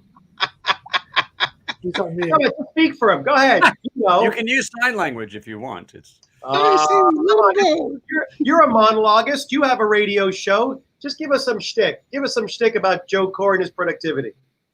Yes, I understand. Joe, when he's not producing beauty pageants, but Steve, has really struck up a wonderful companionship with many beautiful actresses and actors. Okay, so anyway, do we not remember? And where's the butler? Okay, there he is. The butler is here. The butler can hear us? Yes. Excellent. Wow, it's interesting that Joe was muted and we can still hear him. Yeah, Joe's microphone is off. That's why you got to press a button or two, or one. But he said yes. He's talking. Look. Oh, there we go. Yes. Yeah. So anyway, I'm sorry, Soloff. I had to do it. I know you're angry, but you should just be happy to be here. Anyway, but hang on, real quick. Didn't we have? Well, wait, real quick. I'm so happy to be here, Billy. While Joe's not here, remember going back 20 years ago, our the waiter at the Athens Market Taverna, didn't he not like Joe Kuhr? Steve, remember him? Remember he was a shaved head, big guy. We were in the other room, which leads to the question of, is this in fact the 20th anniversary? And I think Joe Kuhr will have some insight into that. What year we actually heard were there? That would have been in that extra room, which they no longer occupy. Yes, there was a aggressively and delightfully surly waiter who didn't like Joe, but then throw a rock and you'll hit. Who aren't you going to hit who doesn't like Joe Kuhr? So in that case, well, there's Mike Perez. Mike likes it. Yeah, my brother Mike, who betrayed me one night. We'll talk about that shortly. He betrayed me in favor of Jay. It's like, oh, my brother or this guy? I'll go with this guy. Yeah, that's yeah. Al Pacino would have flattened you, for God's sake. Right. I'm not Al Pacino. I'm not Michael Corleone. You're lucky. But you're lucky you're not Sicilian. You're lucky your mother's not Sicilian. But I'm sure Tessie is not aware of this, because you'd break her heart, Mike. She's aware. What year would you say you associate things to other things in your life? In this right now, in that other room, the additional room at Comic-Con, at the Athens Market Taverna, I remember from the photo, Caliendo, Mike Perez, Sensation, Billy Tucci, myself. I don't know if Barry was there. Dennis Bartok was there, I remember. What year might that have been, Mike, when we were in that other room? How far back are we going? That was a long time. I had hair then. So it was a long time ago. Well, it was way before Steve. Well, it was way before Steve. You posted that picture of us from 14 years ago. Yeah. And it was way before that. Right. Yeah. So do we think it would have been at least two? That's why my guess is this is 20. But I've been saying this is the 20th anniversary for like 3 years now. So I'm fine with that. It's the booze. Because then we would go on an adventure. If you remember back in the day, we would then go to Ghirardelli's for ice cream. we need Joe Kuhr for Ghirardelli's. Where's Joe Kuhr? Is he relieving himself? Time out. Butler, if he's taking care of his twins, why don't you go be Sebastian Cabot, take care of his twins so he can come back on here like Brian Keith? I don't know what he's doing with his twins. I tied them up. Jody, but they're not. I think I can do something here, and I'm going to do it. Yes, I have to do this. Forgive me. Is it going to be Soloff socks? No. You'll see. I got to make an observation here. Since we're talking family up there, Billy's going to be at Terrificon with the girl who played Sissy. Everyone, look at Mr. French in the center now. There you go. Yeah, there you go. What is this? Is this guy's name some person rating our show as a 5 out of 9? What is this? Who is this? Who's doing that? It's a tough room. These people, they're just telling you how, if you're failing, they're going to let you know. I'd like to think I'm in the 5. It's harsh. I'm somewhere in the 5. I'm in the 5. Oh, yeah. We're usually 5 in by now, too. Some look like they took a huge bong hit. I'm going to guess they're talking about Steve Millendorf, possibly Barry. Not yet. Some person. All right, Steve. Okay, so what's Steve? Next question, Steve. Well, next question is beyond creativity. I want to know who got fat during the last year. Who is fighting some small or large battle with weight or fitness during this game? Well, Mr. French, talk to us. I lost 30 pounds. Wow. On not in COVID, like the year before the lockdown started, and then they're all back now. Oh, you son of a bitch. Oh. Son of a bitch. I'm not going to call on Caliendo because he'll brag about how he's never been thinner. Who else has had their hand up? Well, yeah, I lost weight. I dropped about 25 pounds a year ago, and then I probably put on another 10 more. But I just went back to the gym earlier this week, and I feel terrific. I feel terrific. So it's funny you say that, because I remember at the beginning of the lockdown, which was March. I remember March, April, May. I'm like, I'm in this rhythm. I've never been more consistent with my workouts. March, April, May, June. And then somewhere I stopped being consistent. And I was like, I've never been. And then then the pendulum sadly swung the other way somewhere around the holidays. I don't know where. I lost my rhythm, but now I'm getting back in the rhythm. But it's all about the pants and whether the pants are getting snugger than they were earlier. Did your mother notice how fat you got? Excuse me? Did your mother notice how fat you got? Did she say anything? She's compassionate. God bless her. God bless her. God love her. Joe Kuhr, how about yourself? Have you been fighting the battle of the bulge during COVID? Yes, and I have been winning. You can see your feet. There we go. Hang on a second. That's good. Are you gonna? Don't pull up your pants. Okay, I'm gonna. Hang on, Joe. Hang on. I think I have to show it to you at that angle. Yeah, there you go. What is that? What is that? That is a year's worth of my workout time going up. Woo! And by God, sir, I like it.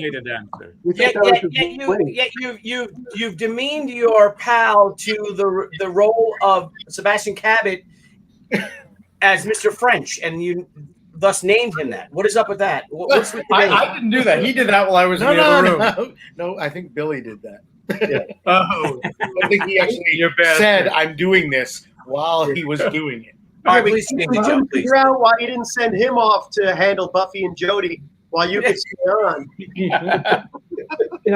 I like to say I managed to maintain my 32 waist during this, and wow. Barbara, yeah. But he's Barbara only hold on, time out. He's only 5'1". Of course, he has a. That's true. I love that. I think Soloff, you'll agree. We love having when we're at our booth working and stuff, and all of a sudden a shadow is cast across my table when I'm sketching something, and I look up and there's Mike Perez, who makes the guest star appearance. He just sneaks up, goes to the front of the line, and just stands over me. Just stands over. I notice him. And then I stand up, and Soloff and I stand up, and we hug, and we're like, "Oh, we're all the same guys." Okay, exactly. we look good. We look good. You know, thank goodness. Thank goodness. I'm happy to say I am down 16 pounds since about 3 months ago, and 5 pounds away from being the same weight that I was in high school. Really? I know. You'll be getting married soon. Yeah. The water in Mexico. Congratulations, sir. Congratulations. Yeah, it's all due to diarrhea. So thank you. Yeah, all you gotta do is drink the water, right? God bless Mexico. Hey, Michael Soloff, this book that you're doing. Blast diet. Hold on, my brother Mike has a question. This book, is this book you're doing? Is it just pictures, or are there any words in it? Any words, or is it just? Oh pictures? yes, there will be words in it. Okay, just want to make sure. Okay. No, as a matter of fact, it's going to be separated into about 6 different sections. Okay. And in each section, we're going to try to have some well-known or influential person to write just a quick paragraph about that thing. My brother Mike says he's an influential person. Well, no, he has to actually know something. Oh my goodness! Wow, that hurts. Ouch. So now, Barry, you are a runner. Now what? Now, Barry, guys, if the North Babylon crowd remembers, Barry Orkin was a runner, and a gosh darn good one. You still look great. When COVID affected you and you had to unfortunately work from home? Sadly, no. Did you run? Were you able to get out? I did run. It's funny, yeah, because I had been going to a gym that closed, and I changed it a little bit though. Instead of doing regular jogging, I just sprinted because sprinting, I think, is a little easier on your back. Your body isn't like doing up and down. You kind of moving forward a little bit, and that helped. It helped me kind of stay, not get too down, not lose too much. Well, here's the story: is that Graham Nolan, who is the co-creator of Bane and one of the greatest Batman artists of all time, is a fitness fanatic and a workout fanatic, and he was schooling me when I was gearing up to start working out again and to get into some semblance of shape. And sprinting is a thing because he said, "Do you ever see a sprinter? If you see these Olympic sprinters and they look amazing, they look like wide receivers." Mm-hmm. And that, to me, that's kind of like the optimal body if you could get that. And the things that sprinting, intermediate sprinting, you walk a little bit, you walk and then you sprint, you walk, you sprint. And what that does, it burns far more calories than, well, I guess if you're a marathon runner, you're going to run 5 miles a day or 10, maybe that. But it's a really great balance of what you did. I didn't know that you burn more calories. All I know is sprinting's like intermittent fasting, that type of a thing. So, but I know that you could tell, like even like the next day, that it's a good workout. You could just kind of feel your body kind of, either getting stronger or you just feel like you're invigorated. So and I bet the Farallona loves that too. Yes, that's right. Yes, she does. I was going to say, do you have that photo? I don't have it. Actually, I don't have the photo of the Farallona. The first on the tables. That's the first night at the Taverna, right? Isn't it? Yeah. Steve, do you have that photo of the Farallona on the table? Do you have that, Barry? If you could share it or something, or I must have it somewhere, but well, the whole world is going to be upset for not seeing that because everybody has that picture. Physical. Oh, so Joe, you had something to say, but you're muted, so it doesn't matter. Christopher, you're a physical fitness enthusiast. What do you have to add to this conversation? And it still doesn't matter. It still doesn't matter. My dad was a Korean War hero. He was a hard guy to, he always disciplined me to work out as the only son. But I've always maintained a very good. I mix it up to Gary's comments about sprinting.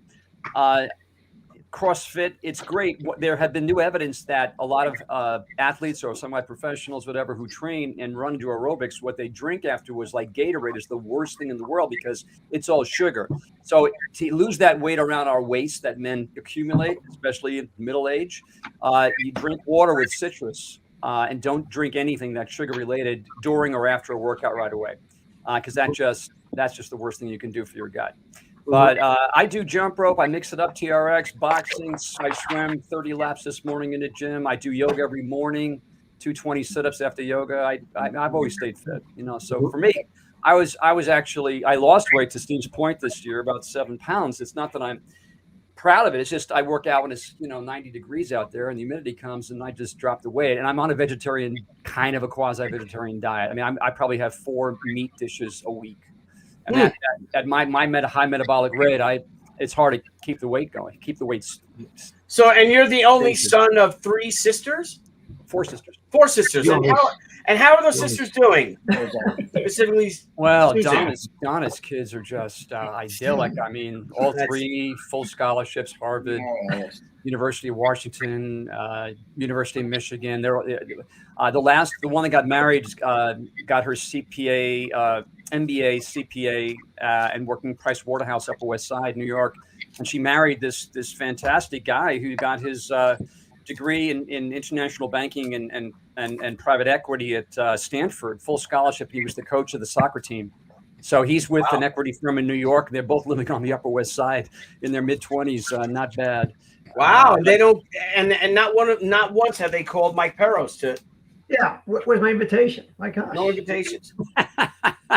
They'll soon be fans, I'm sure. But God bless them. They're idyllic citizens. They really are going to have a wonderful life together. I'm sure. Excellent. Now, Stephen, what's your next question, Perez, to the group? My next question. What has this changed? Is keeping away from Comic-Con actually made you appreciate something about Comic-Con you had not appreciated before? What do you miss about Comic-Con that you never thought you'd miss, besides the stench of 10,000 men? Nope. Or more. You mean 100,000? 100,000. Yeah. Nah, I gotta say, in all seriousness, this group, we already knew that we missed this. Mm-hmm. Doing this in person. We miss the camaraderie, the creativity, those kind of things. I miss doing panels and having live feedback, and those things. But there's no surprise in that. I already knew that going in. Right. So, nah. It's interesting because, and I'm sure some of you either had the same experience or a different one from the experience I'm going to mention. But I did, as who on this call knows about. No, I don't. A few of the people here. Sorry, it does. I'm sorry. I'm a big fan, and it's my show, so I don't care. And all the greatest respect to your sisters. I want you to know that. I really adore them. But there, for example, before COVID, every couple of weeks, at most, sometimes once a week, I'd meet some buddies at a local place for cigars. And then, of course, this stopped in March 2020. And we went and did it again in just for the first time about 3 weeks ago. And the weird thing is, when we all walked in, it was as if we hadn't missed a beat. It wasn't like we all stopped for a moment like, isn't this wild? We haven't been here in a long time. And I find that consistent. Like every time I now pick up a thing I haven't done for 14 months, 15 months, there isn't this big revelatory moment. It's just like, okay, it's as if there's this 14 months that we're just going to ignore happen and just pick up where we left off. I mean, I don't know what everybody else's experience is, but it also speaks to what apparently is the truth of what went on during the great influenza, as they say. That I read something that there's very little written about the great influenza in terms of art. There aren't great plays based on it. There aren't movies about it. There's very little. It's almost as if everybody who went through it compartmentalized, said, yeah, we're over anyway, let's move on. And none of the TV shows from that era survive. Wait a minute. But yeah, I'm it's not some great shakes to pick up where you left off. What's everybody else's experience with that? Well, Stephen, so you and your friends, that you guys, I mean, I've been lucky enough to join the Cigar Jerk stream that we were all doing remotely. But you guys all lived in LA, and but you guys never got together all for a year. You didn't get together and hang out and have a physical cigar between one. Well, no, there also wasn't a particular venue we could do it. That's also the problem. Okay, there wasn't really somewhere 7 guys could gather and smoke a cigar. That we could drink, even with social distancing. So no, it was so funny. There was this point where at least for a moment in time, quarantine was over in Los Angeles and everything was open, and our friend who is a friend of ours, Alex, who has the most direct social, at least the most direct social graces. Billy was like, "So is it you guys on tonight for a Zoom cigars?" He's like our only one who's not local, and I am, but that's all over because we're gonna go meet up. Crestfallen. I felt and so I wasn't invited. I'm like, couldn't you do it a little gentler? Yeah, so we would meet every Friday night for a year, and I'm like, and Debbie's like, well, we're gonna go out with Lori and Jeff. I'm like, I can't. I have to stream tonight. It's very important. She doesn't know what I'm doing because I want to hang out with you guys, and I look forward to it as the break, just like our Saturday nights in San Diego. Yeah. This is my break of being on all week, and just to be able to hang out with these chaps and just have a fun conversation. And then Alex, whom I love, big fan, and he just like, yeah, that's not happening anymore. You're out. You're out. Like, be gentle with the guy sitting there. And then I said, well, if you guys are getting together, at least maybe you could like Zoom me or something on the phone. And yet no one even replied. Like, no, this is over. You understand? This is gone. So Billy, you're basically saying you know exactly how I feel every year. Right. See, I'm like Soloff. We are the 8-track tapes of the Cigar Jerks now. We're Casper. We're gone. We're out of there. Now, speaking of the Great Athens Market Taverna Nights, one of the things for those who are joining us, and I'm sure they are myriad, they are legion, that at one point, and that's an excellent photo, Billy, because at one point, wonderful Mary Pappas would know that we were wrapped up inside at our dinner, and she had laid out for us outdoors under that awning a lovely long table where we could order after dinner drinks and smoke cigars and or pipes outdoors. And I see Billy Petrucci has his pipe.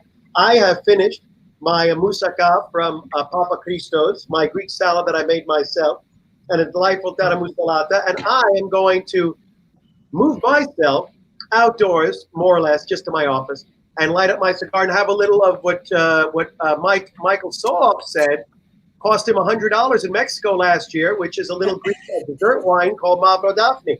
So I'm going to. And Soloff and I, we became. All right, so we. All right, so Soloff and I got a little addicted to Mavro Daphne, right? But it wasn't $100 a bottle. No. I found a $12 bottle of one out of Florida, but they don't ship down to here. But if you guys want a wonderful Greek Mavro Daphne, yes. Oh wait, Billy, I have a connection in Florida. Billy, take me out of the corner because I want to show you what's in that poster that's being blocked over there. Yeah. Oh, nice. Look at that. Wait a minute. Look at that. Tell it, Savalas, and then look at that nice dish over there. That's Christopher Lee, and that's O.J. Simpson in the same movie with Peter Fonda and Vaughn Adams and Hugh O'Brien, for God's sakes. Wow. Killer force. You can't beat that with a stick, my friends. You can't beat that with a stick. You probably could beat it with a stick. Okay. Get that thing off my face, please. Oh my God! I don't know why that's there, Joe. Joe, I have no idea why that's. I just want to lick the screen. I apologize. I apologize. Sorry, Joe. Oh, geez. Oh, all right, it's getting worse. Hang on. I can remove it. Give me a second. I will remove it. I apologize. Why so great? I'm actually. It's the Comic-Con. Hang on. Billy, move somebody that is one person by themselves into that position. I apologize, Joseph. I you. apologize. Thank you both. Mr. French, are you okay with that? I'm okay no matter what happens. Excellent. Joe, change your name for God's sake. Joe, what are you doing? Nice. Oh, look at this. Nice humidor. He's got enough to pass him around, Stevie. The bastard. There we are. There we are. Well, talk. Don't wait on my part. We're looking at you. We're looking at you. I'm cracking up over Wepler's comments.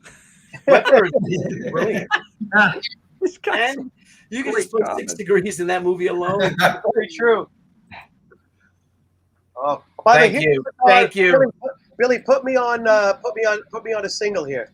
Of course. So here's a cigar that someone gave me for my birthday that I can have. Apparently, this is a Romeo and Julieta that was done as part of an anniversary of James Bond. Wow. Limited edition. And Cubby Broccoli bought up a whole bunch and gave them out. A friend gave it to me from a very small supply he has in his humidor that he never smokes. And so now I will never smoke it. I mean, I will. At some point special, I will know when to smoke this cigar. But I don't think I can smoke it tonight. Oh, well, what are you going to smoke? I'm going to see. I have quite a number of choices here. Do you have any of those? Do you have any of those ones that are made of chewing gum? I may smoke a nice La Roma de Cuba. I may. Soloff, you see that? I do.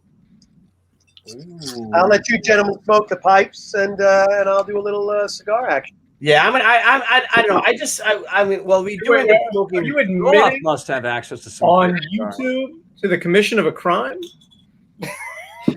And Bill, I still have the ever-present, because I've had this in San Diego every year, the traveling humidor. Yes. That is full of all sorts of wonderful cigars. I'm sure. All sorts. One day you have to hydrate that humidor. Just because it says humidor doesn't mean it is one. Yes, I do that through the top. It has a little tiny sponge on it. Ooh. It's Real tiny that sponge. All right.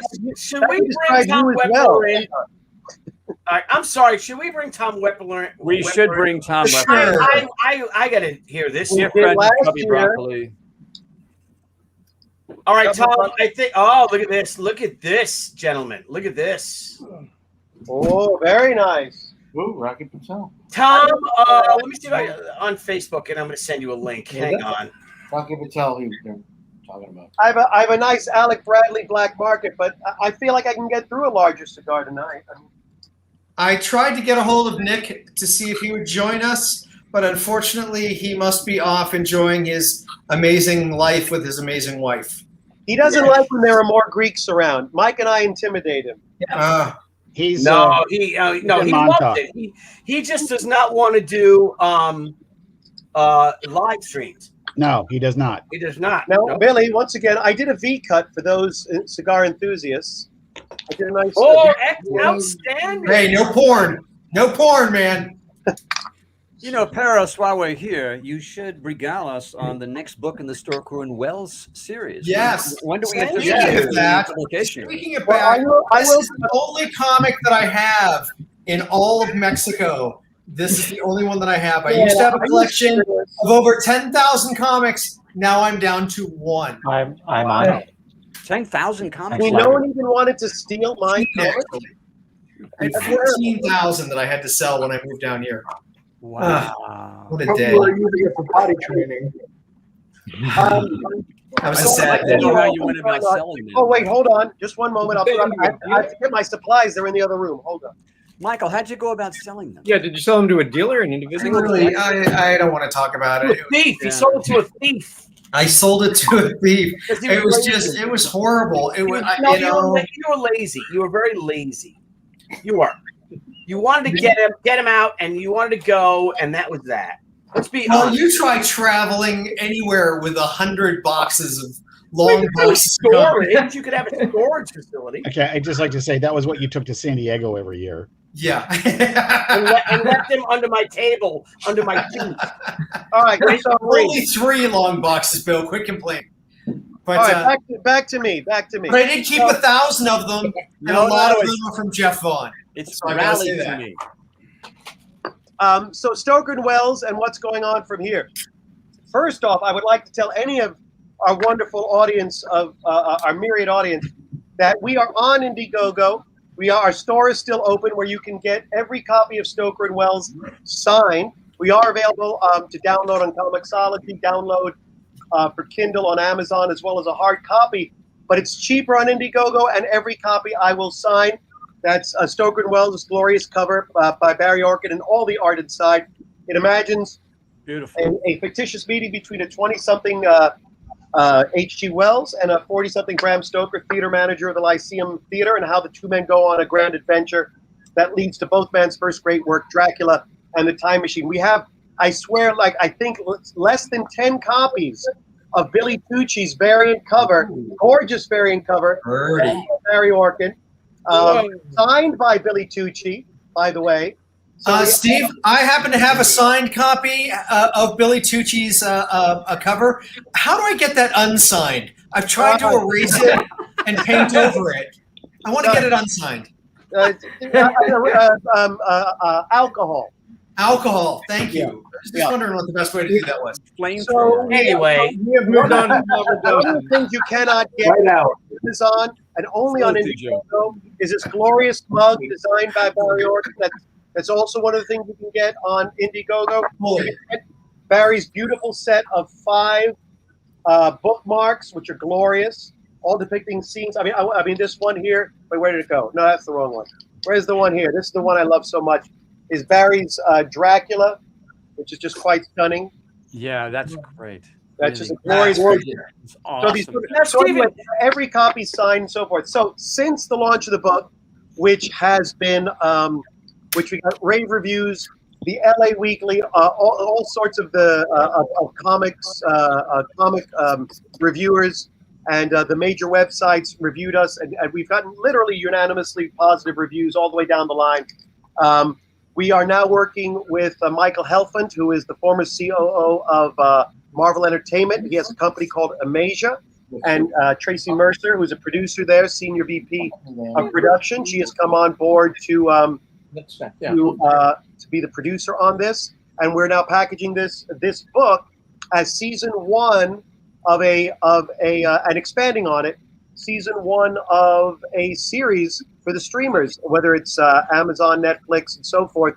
So we are now in the process of interviewing showrunners. Showrunners are those people who have worked on a whole lot of shows before. Even though I've sold pilots, I haven't worked on a million shows. So in order for a network to feel comfortable with me writing it, we usually like to have a showrunner on board that's a seasoned writer, producer who understands the needs of networks, budget, creativity, so forth. Well, then they feel that they are in safe hands having someone like that shepherd me. So Tracy and I from Amasia, we've been interviewing some really wonderful showrunners. I can't say their names, but people have really responded to the book. And Barry's art, I got to say, Barry, thank you, because part of why I even put this book together was it was originally a screenplay, and part of doing this book was to just to be a book, because I've been thrilled with the reception we've gotten, but maybe be a passport to how the screenplay, which almost got made but didn't, could get made into some sort of live action entertainment. And to the person, everybody we've met with, and Amasia has been very, very thrilled about the book itself, have said that oh my God, it's a beautiful looking book. It really got me. So thank you. I want to just thank Barry Orkin for his extraordinary friendship and work on this book. He's done amazing art. Thank you. And it's selling the project very effectively. So that's something I think actually could be a topic that we could discuss is the role of graphic novels or comic books in television production now, and as a tool that's being used. I don't know. It seems to me like it's almost vital. It seems to me like a really important aspect of getting stuff, certainly onto the big screen. You're absolutely right. It's networks. Everybody is afraid they're going to lose their job. Everybody who hires is afraid to lose, and everybody knows that as much as television is hungering, there's so mmany choices for people to watch, and so everybody wants to cling to IP, intellectual property. And I remember when I did screenplay of Stoker and Wells, people said, "Well, is there any IP behind this?" I'm like, "IP? It's called Dracula and the Time Machine. Isn't that enough IP?" And they're like, no, something else. And the something else became the graphic novel, something more current that people can get their hands on, even though it's really just a mind game in a way. It makes them think it's more current because it's out. People can physically hold it. It's gotten current reviews. So Steve, I want to ask a question about this, and it's one that I think I know the answer to. I know it from my side of the desk, but in making the transition from writing live action and screenplay to comics, where were your difficulties? And see, I know some of the answer to this, but I'd like to know from your perspective, where were the difficulties, and where did it click? Where and when did it click for you? Well, first off, I'd already been at the point in my screenwriting career where you realize that the skill you learn is economy. People are born with natural talents, and then the rest, the thing you learn is craft, whatever it is. And so the craft you learn is the economy of screenplay writing, of television pilot writing, and it was something I was heavily practicing at the time. And so I realized, well, if I'm going to turn 115 or 108 page, whatever, 115 page screenplay into a 90 or less page. At one point, we laughably thought it was going to be 57 pages. Comic. I certainly started thinking back to the comics that the movie adaptations I read through Marvel when I was a kid. Like Island of Dr. Moreau and Logan's Run and all of those. They'd cut out huge chunks and so forth. So we weren't doing 32 pages. We were going to do something longer. So economy was it. You helped me a lot, Jeff, as my editor. But I don't think I really mastered economy, although I'm thrilled with how Stoker and Wells came out. But I don't think I really mastered the economy of, some may say I still haven't mastered it, of graphic novel writing until I started working on purely a graphic novel, not an adaptation of one of my scripts, but working with Bily on 2, now 3 she-books. And I think that's pretty much where I expect you to answer, because one of the things, as the guy who was cutting your dialogue, which was, when we were the first one, was it 57 or was it even 54? I know. If I can real quick, I'm sorry, ladies and gentlemen, Mr. Tom Wepler.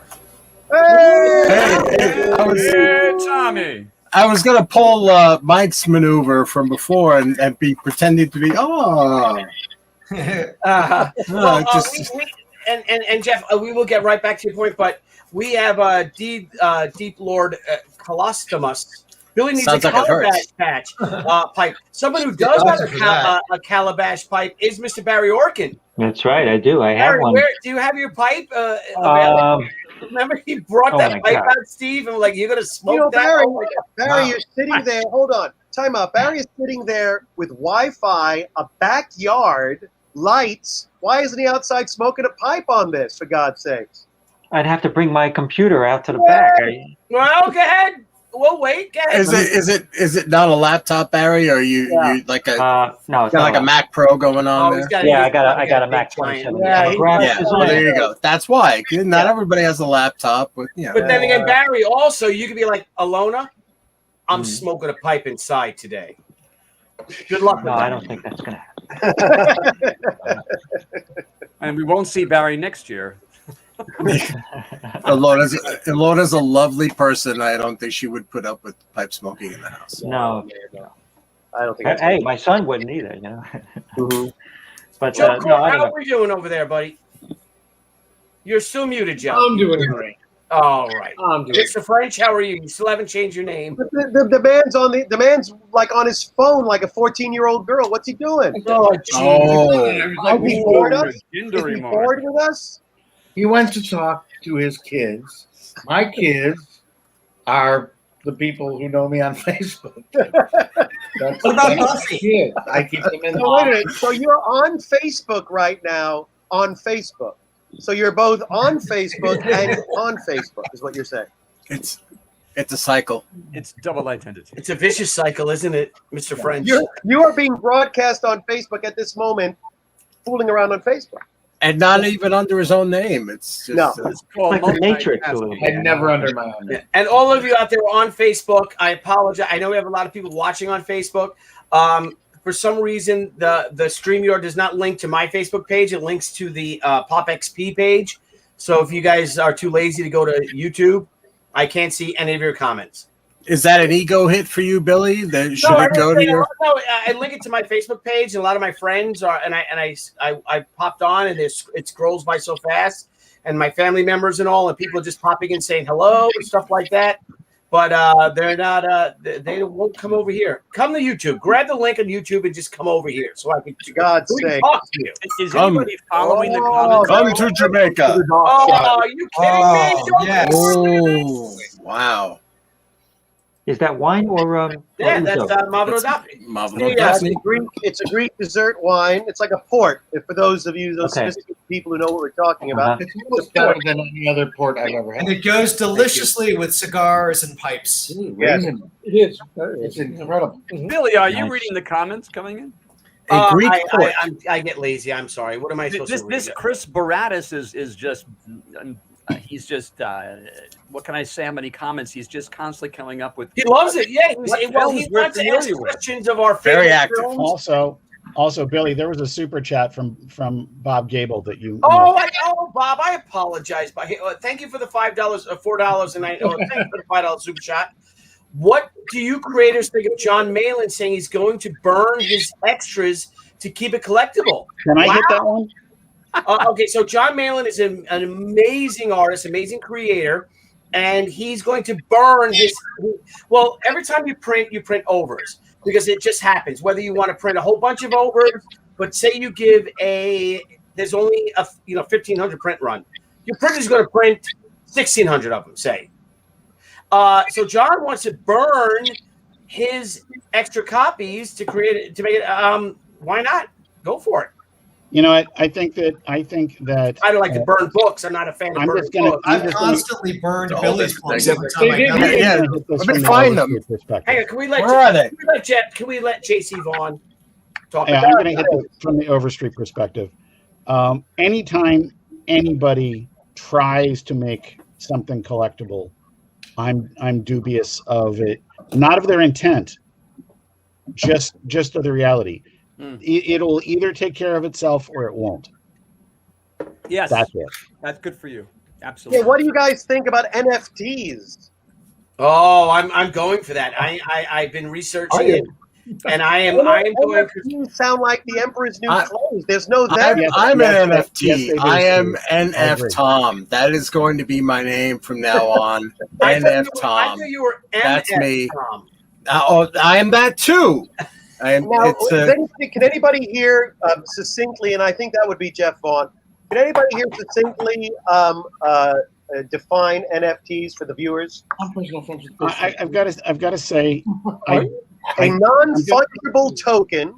Yeah, I'm gonna stay away from that. The whole thing about this is, I understand a lot of very smart people are into this. Yes. I don't fully get it because to me, it's just like, you know, when we have the EMP, I'm still going to have my comic books. Mm-hmm. You know, I might not have electric light to read them by, but I'll still have my comic books. Mm-hmm. It just seems like basing your economy on tulips. Mm-hmm. Tulips, yeah. And then there's the artist who just sold something that didn't exist, right? He sold the invisible thing for $15 million. What was that? What was that again? I don't know what that is, but so we're looking into NFTs because I have the original copy. And Barry, you probably don't know who's seen this. The original Way of the Warrior #1 cover. Would that be an NF sheet? Thank you. And it's somewhere. It's The poetic I just took it wisdom out. of Tom Whiplet. So, but I will never sell that. That is all the early issues of She. They're for our kids, and but people have asked me. I was offered $30,000 for the She Way to Warrior #1 cover. Frank, is that a cover? And Deborah turned him down. But anyway, Smart lady. Yeah. So, but we can do an NFT of it, and I can offer, because I have an original scan still to this day, Old Bean, of my original pencils of it. I was somehow smart enough to take it to Kinko's when they first started scanning images of the pencils, and I had them scan the pencils of the first page and a couple of She pages actually, because it was like $5 or something to do it back then. So I have, but the original pencils are gone. But I do have one digital file of that. And I'm talking to some people, and we might actually sell that one digital file of the pencils of the She Way the Warrior cover. And it might, and what I'm hearing, because I still don't understand it, is that it can go for a lot more, way more than $30,000 for the original art. Listen. Yeah, Here's what I have to say. Here's what I have to say. If you can get that money, get it. Thank you. I just don't get why anybody feels secure with that kind of stuff.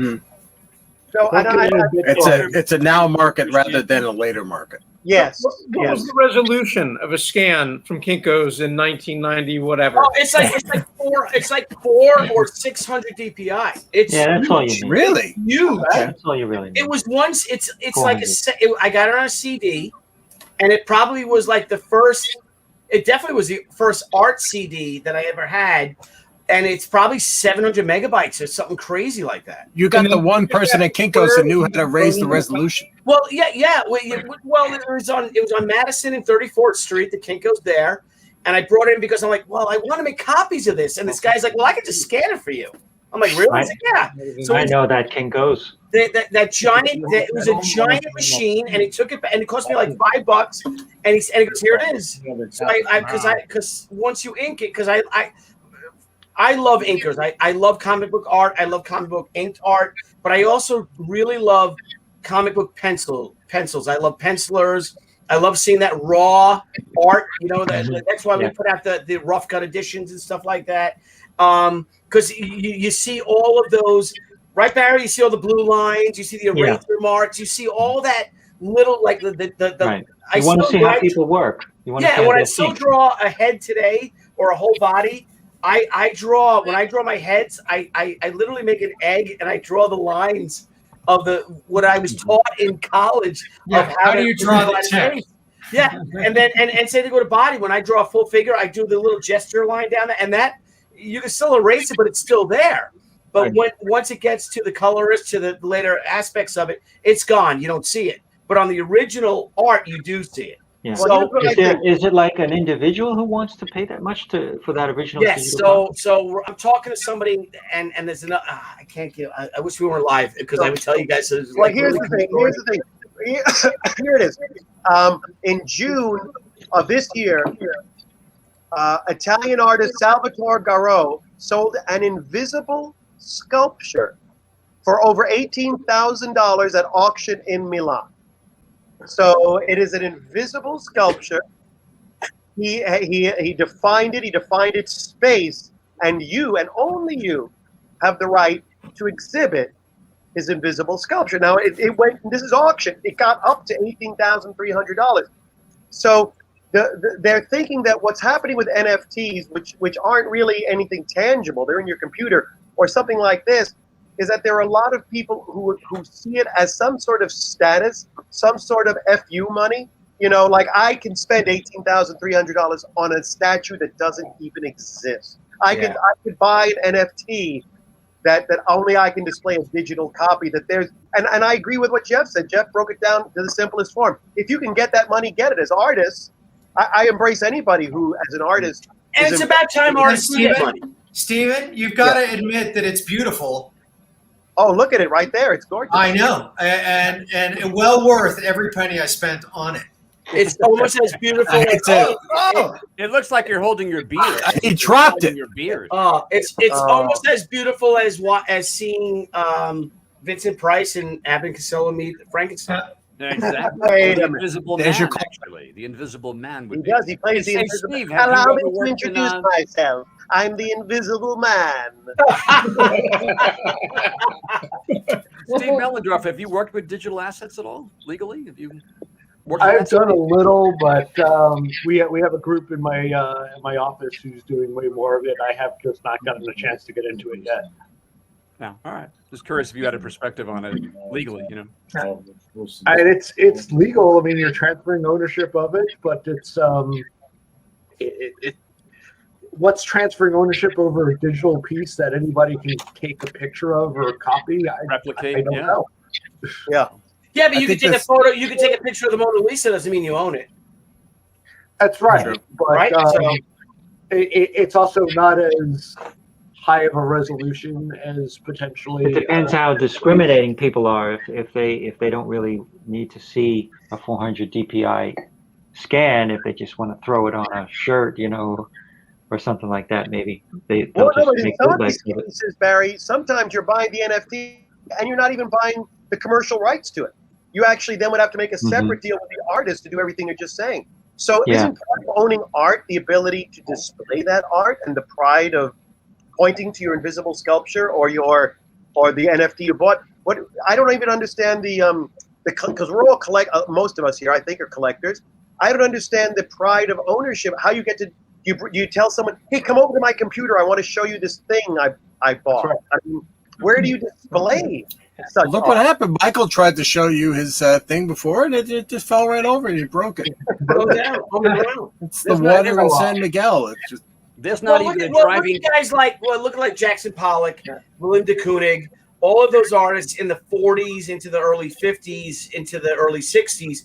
Basically, all of them were having sex with Peggy Guggenheim, and then Peggy Guggenheim was selling that art to her super rich friends, and they made that art successful. They're the ones that made these artists big artists because then because they had these early rights or they had the early paintings, they sold it to their other so-called swells like Mike Perez, and they then started distributing it and making a big deal of it, and that's what made them famous, all these artists.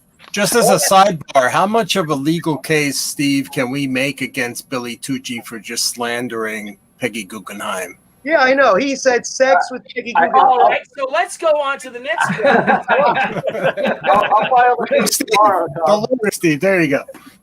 Well, Well, I kind of agree. With this is Steve. a monarchy, Tom. Watch yourself. Yeah, that's true. I know. I'm kidding. I kid. But I was interested in what Steve Millendorf had to say before about the whole thing with the last 18 months or so of how digital items will be owned because they're not really owned anymore. The last year and a half, people have been working out of their houses. That's where my daytime field comes from. I work in the IT field, so everybody's working from their own computers rather than from their company's computers, and all of those assets are out there. They're all out there. You get somebody they're in the cloud. They're all over the place. They're in spots where the people that actually own them can't control them. So in the next cybersecurity 5 or 10 years, we're going to find out that there's a whole bunch of stuff that's just out there. And I'm just curious how it's going to affect. I'm just going to watch it all happen. Tom, what I want to know is, what do you have to hide, my friend?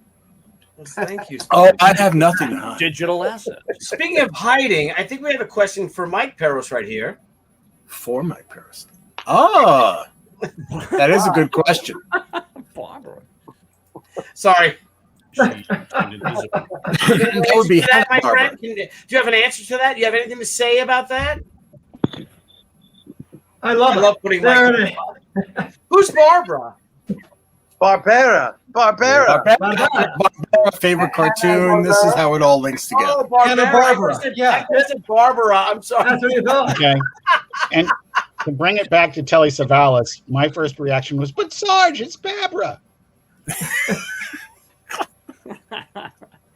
But I think Steve's got the best point regarding this invisible sculpture. If there's a musical example of this kind of idea, was John Cage, American composer, who sits at the piano for 4 minutes and 33 seconds and doesn't do anything.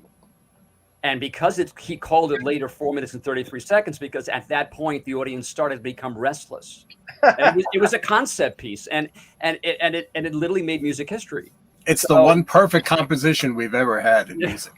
Unadulterated truth. Everybody can agree. $1 million in NFT.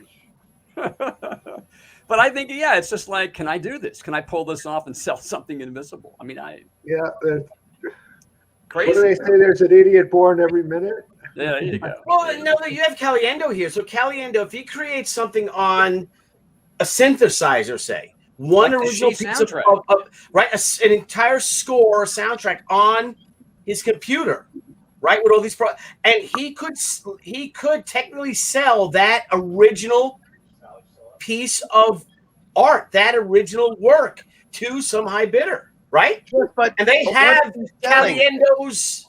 Yes, but what is he selling? He's not selling it's not like buying. It's not like Michael Jackson buying the Beatles library for all those millions or billion, whatever he bought it for, where you can now license it. These people who are buying this stuff, they don't have the right to license it out to others. I don't believe that. Well, they do have the right to sell, and then the artist though, so they could sell. Let's just say that whole thing about the she. Right, they can't then publish it. They can't publish it and sell. No, but they could sell it though, and then the artist does benefit off of that. Because it's right, they can only sell. They can only sell what you sold them. They can't then print T-shirts of it.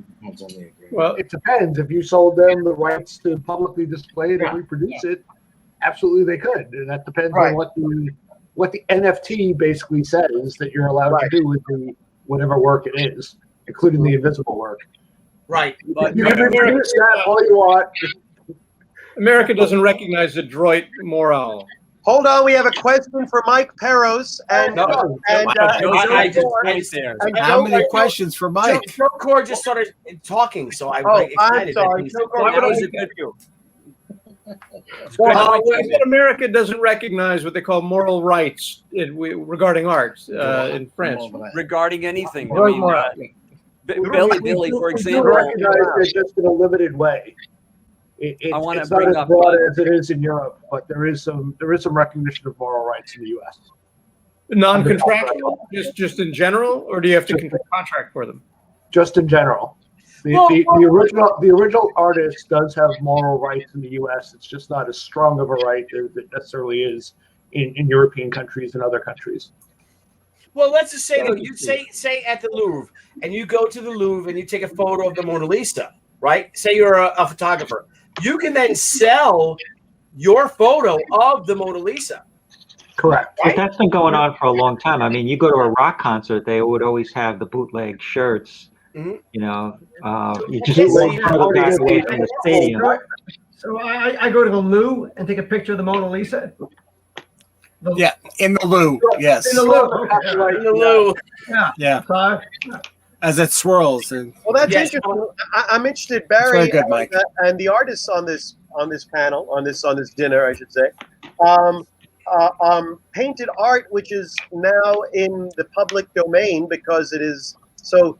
Is it actually totally legal to take a photo of the Mona Lisa, reproduce it on T-shirts? I don't think there's anyone you don't own any rights to anybody's estate. Yeah, because that's your photograph, I think, because it is in the public domain. Maybe the Louvre owns it, or domain, right. I mean, the MoMA is really tough. The Museum of Modern Art is they're vicious. They really are. Yeah. But you could go there and you could set your camera up and take a picture of Maxfield Parish of a de Kooning or a Pollock, and then you could then sell prints of that photo, right? I believe so. I mean, it's a public place. It's if it's your photograph, you can do a reproduction of that photograph. Of course, you can edit it any way that you want, so you edit it out the background or whatever. But yes, that photograph is yours, and you can do what you want. If you want to put it on a T-shirt, go ahead. If you want to put it on a billboard in Times Square, you can do that too. Wait, even if there's a rights holder and a I'm not paying limited for that. artist and it's not in public domain? There are some limits to it because any given photograph may have multiple copyrights to it. So it really would depend. Are you using that as fair use, or is that actually still are using it in a way that doesn't fit under fair use? And so it would you would still have to give attribution and possibly money to the original copyright holder. Yeah, but you can also be fair. Like Frank Frazetta, Old Bean, if you remember this, Frank Frazetta did a cover for me for the Shisen Ryaku, and I could make prints of that if I wanted to, but sure. I sent that art to Frank Frazetta's daughter and his granddaughter, and I said basically I paid for this. I own the original art, the whole thing, but this is your grandfather's work. This is Frank, so you guys have this now. To make I gave them all the original because I had the art, so I gave them all the original scans, everything like that, and now they're making big canvas prints of it, and it's all theirs because it's their grandfather. It's you gave them the ownership of the copyright, so you're allowed to do that, and it's the right thing to do. Yeah, I'd rather them. I had the bragging rights that I had Frank Frazetta made a sheet. Yeah, that's right. Yeah. But she inquired about it, and I'm like, I said, yeah, because I bought the art, I bought the original art, I bought the rights to pay for it. Now I'm never going to go against Frank Frazetta if he wanted to make a print back then, back in the day, but he never did. So now they're the ones that have it all. So you could also, which I guess not a lot of people do, but it's all theirs now. Well, Billy, when I did my first film. Oh, hang on. Wait a minute. Wave that around. When I did my first film, which is available to purchase on Amazon, to stream on Tubi or Vudu, as well as Amazon Prime, although it's behind a paywall, which is called one of the 10 best films so far this year by the chairman of the New York Film Critics Circle. Anyway, when I did this film, it was shot on Hollywood Boulevard, and there was all sorts of signage, movie posters. There was a Bart Simpson image in the background. Yeah. So I had to go through clearance to be able to show this film, which has copyrightable graphics and images. I wasn't allowed to just reproduce them because my photographer happened to catch them and reproduce them. So I don't, Steve. Yeah, it's a totally different thing if you're like a news agency. You're allowed to report what is, but. Fair use doesn't cover. What if they're publicly? Hold on. There's only one lawyer on here. Steve, go ahead. So it really does get down to what's the limits of fair use, and when you're using it for commercial purposes, which you obviously were in the filming of Footprints, then that is generally not fair use, and then you would owe the copyright holder, whatever royalties they want. Right. Yeah. By the way, does that DVD happen to have the trailer? Let me tell you, Tom, it's funny you ask about the trailer. The trailer is on here, in fact, as well as a wonderful Q&A we did at the Egyptian Theater with the great late FX Spini, who conducted a glorious Q&A with our cast and crew, including the great H.M. Wynant from the Howling Man episode of The Twilight Zone, Pippa Scott from Auntie Mame, and all sorts of things. But the trailer, which is created by who? That's right, Tom Wepler. Tom Wepler. This delightful DVD and is available to see online. Tom did a glorious job. And Christopher Caliendo, who is right there, did the glorious score for this film. And what a fabulous score. Thank you, General, for your contributions. But yes. And I bought the disc. Wow. And I don't have it. I don't have it. I need a copy. Caliendo needs a copy of that disc. I gave you a disc in 2011. Just don't remember. You say Auntie Mame like Rosalind Russell's Auntie Mame? Oh yes. Pippa Scott is so resplendent in that film. That's a great use of Technicolor. That movie. So when Pippa Scott shows up, first of all, just if you're into the story of the film, by the time she shows up, she's like the Deus Ex Machina coming down. She's going to save this boy. She's going to save this young man from this horrible marriage. You could see it coming. as it, you already know that he's about to get involved with this horrible family and get married, and He's basically. talking about Auntie Mame, not Footprints, just so you know. I'm talking about Auntie Mame, yes. So Pippa Scott shows up This is the as sequel to yes, the sequel, yes. the sequel. Yeah, I remember. Pippa Scott shows up, and she's just like, just this great use of color, just a beautiful actor. Beautiful. And when she shows up, oh, okay, everything's going to be fine for Patrick because here's Pippa Scott that he's going to end up with. Yeah, she comes in the whole last act of the movie, and she's really wonderful in fantastic. Yeah, absolutely fantastic. And I hadn't realized when I saw Footprints that was Pippa Scott, and I remembered, Auntie Mame. It's been one of my favorites since I was, younger. I remember her from that. So when I was going back and forth on that, I was like, I feel like I've seen her before, but I can't remember what it was. Well, she's in a great Twilight Zone. Was it Last Stop? Who does Twilight Zone episodes? It's the name of a town or a stop. Kuhr, who's still on. Kuhr does. He's still on mute though. He will not talk. Who's that? Joe Kuhr will not talk. That's right. Joe Kuhr is a big fan of Twilight Zone. He knows the episodes. I know the episodes. See, there you go. There you go. Hit it. What's that episode where Twilight Zone? To the Howling Man. 62. No. Oh, the Howling Man. Yeah. Pippa Scott is Oh, in the an episode. Howling Man? Pippa Scott was in the Howling Man? No. HM was. It's called HM Last Stop something. Where a guy, Willoughby? and she's a crazy 20. Is it Willoughby? Yes, Willoughby. Yes. Last Stop at Willoughby. Yeah. Yeah, so Thank she's you, Joe. in that episode, and she's quite wonderful in that episode. And I'll tell you, it's funny. She came in audition for anyone who's seen the movie. It's kind of a series of vignettes of this woman. You made Pippa Scott audition? What's that? What's wrong with you? He said you made Pippa Scott audition. No, it's the trouble with Templeton, right? Isn't it? So that's a trouble. That's a whole trouble with Templeton. The trouble with Hollywood, right there. Wait, what's the one with Templeton in the title? The Trouble with Templeton. Wait, Last Stop at Willoughby is something different. The Trouble with Templeton is something else. Yes. So we knew we wanted to. The thing about casting, an actress from sort of a golden age who is over 70, possibly over 80, is you just want to, who hasn't acted in a while, you just want to make sure they can do this. A lot of long speeches, extended monologues that she has in this, and so she was. Let's just say we had auditions scheduled for a Thursday and a Friday. She said she could only do it Tuesday because she's leaving town. Could we make room for her? I said sure. She came in, and she pretty much learned the part. So she came in and did a reading opposite Sybil, who played the lead, and she just blew us away and became the bar which everybody was measured against. Cut to, we were very excited that Barbara Bain was coming in. Barbara Bain came in. She had this beautiful mane of white hair that she had weaved all up into a visor cap, and it was all she couldn't take the cap off. It was impossible.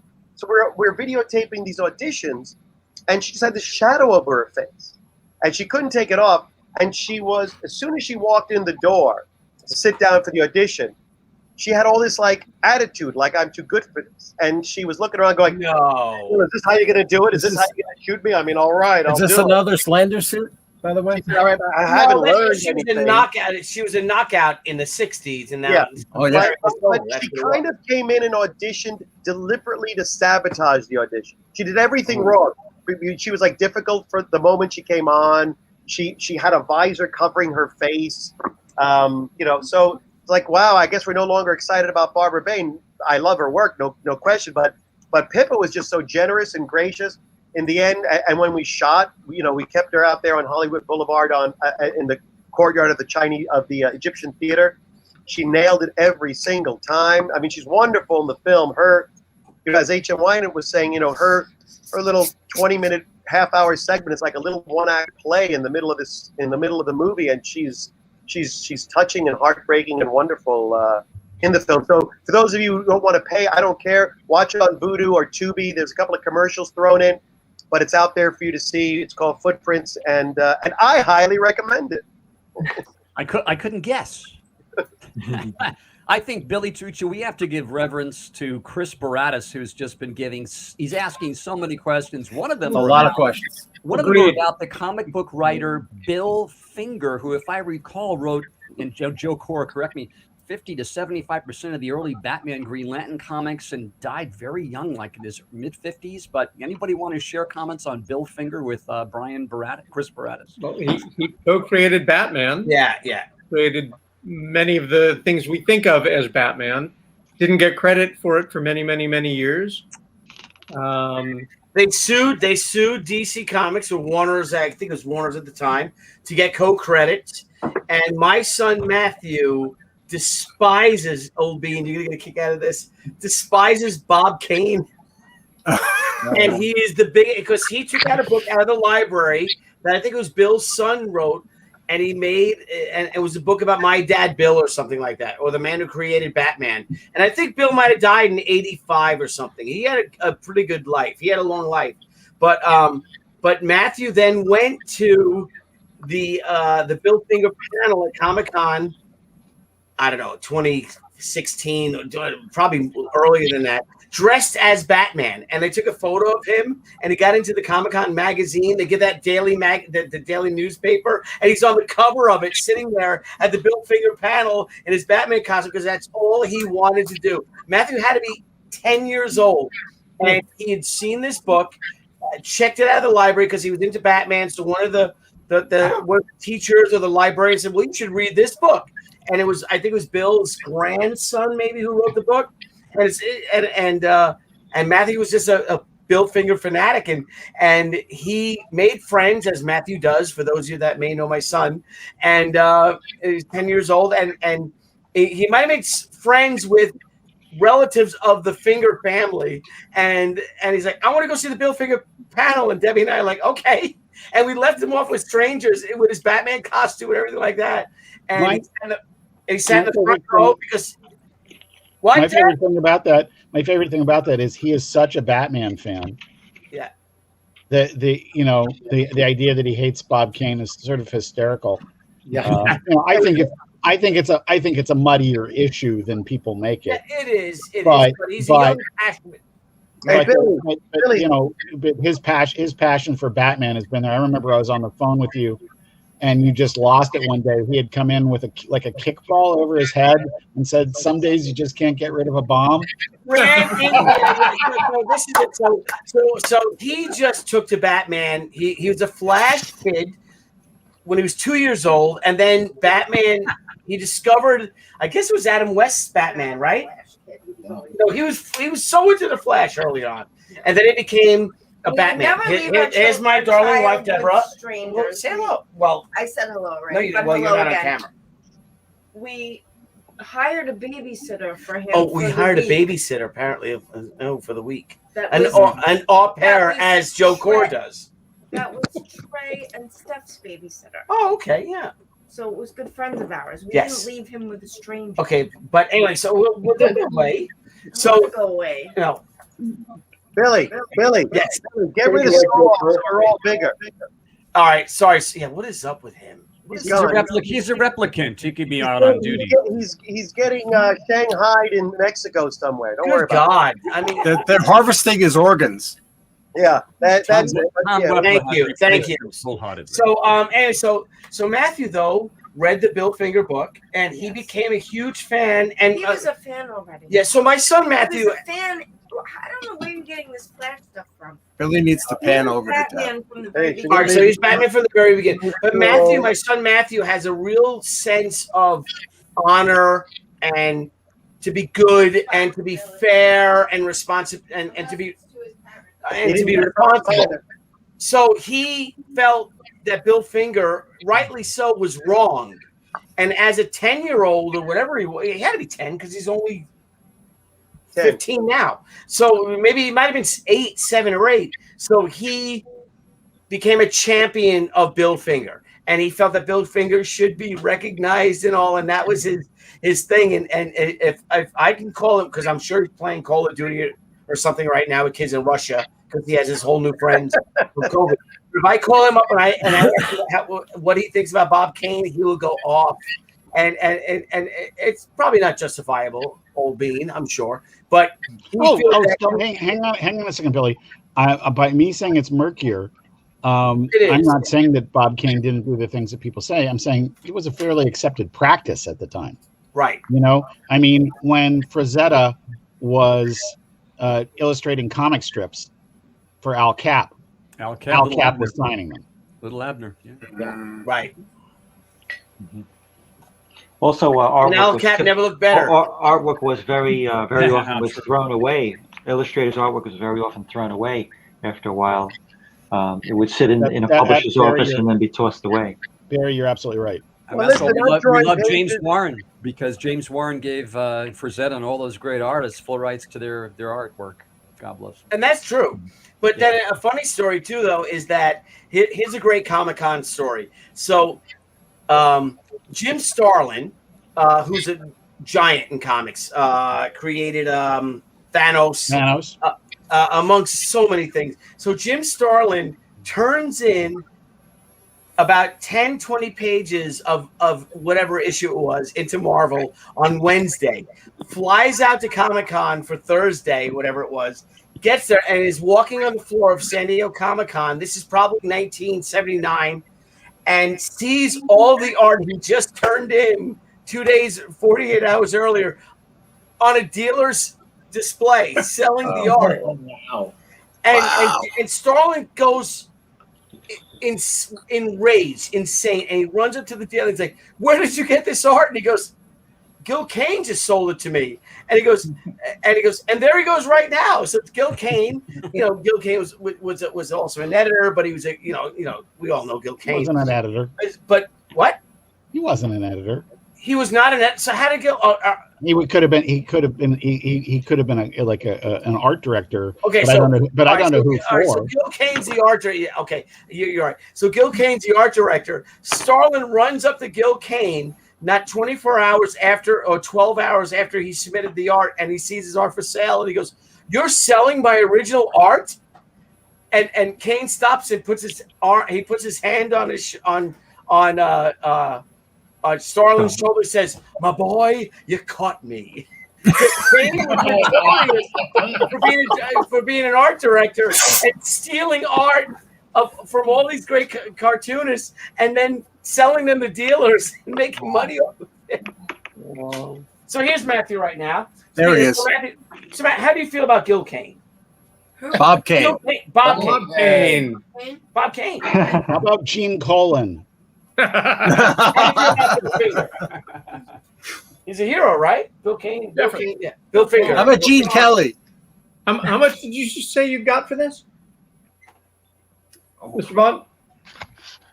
What grade is that? I think it was like a 9.6 that went for $264,000 at Heritage. Wait a minute, Joe Kuhr. Wait, this is life changing for Joe. I'm going to say this is very fine. That is in really good. Well, or maybe from this vantage point, yes. Let me say, you ought to talk to some people then. Number 5. Oh, okay. Wow. Yeah, man.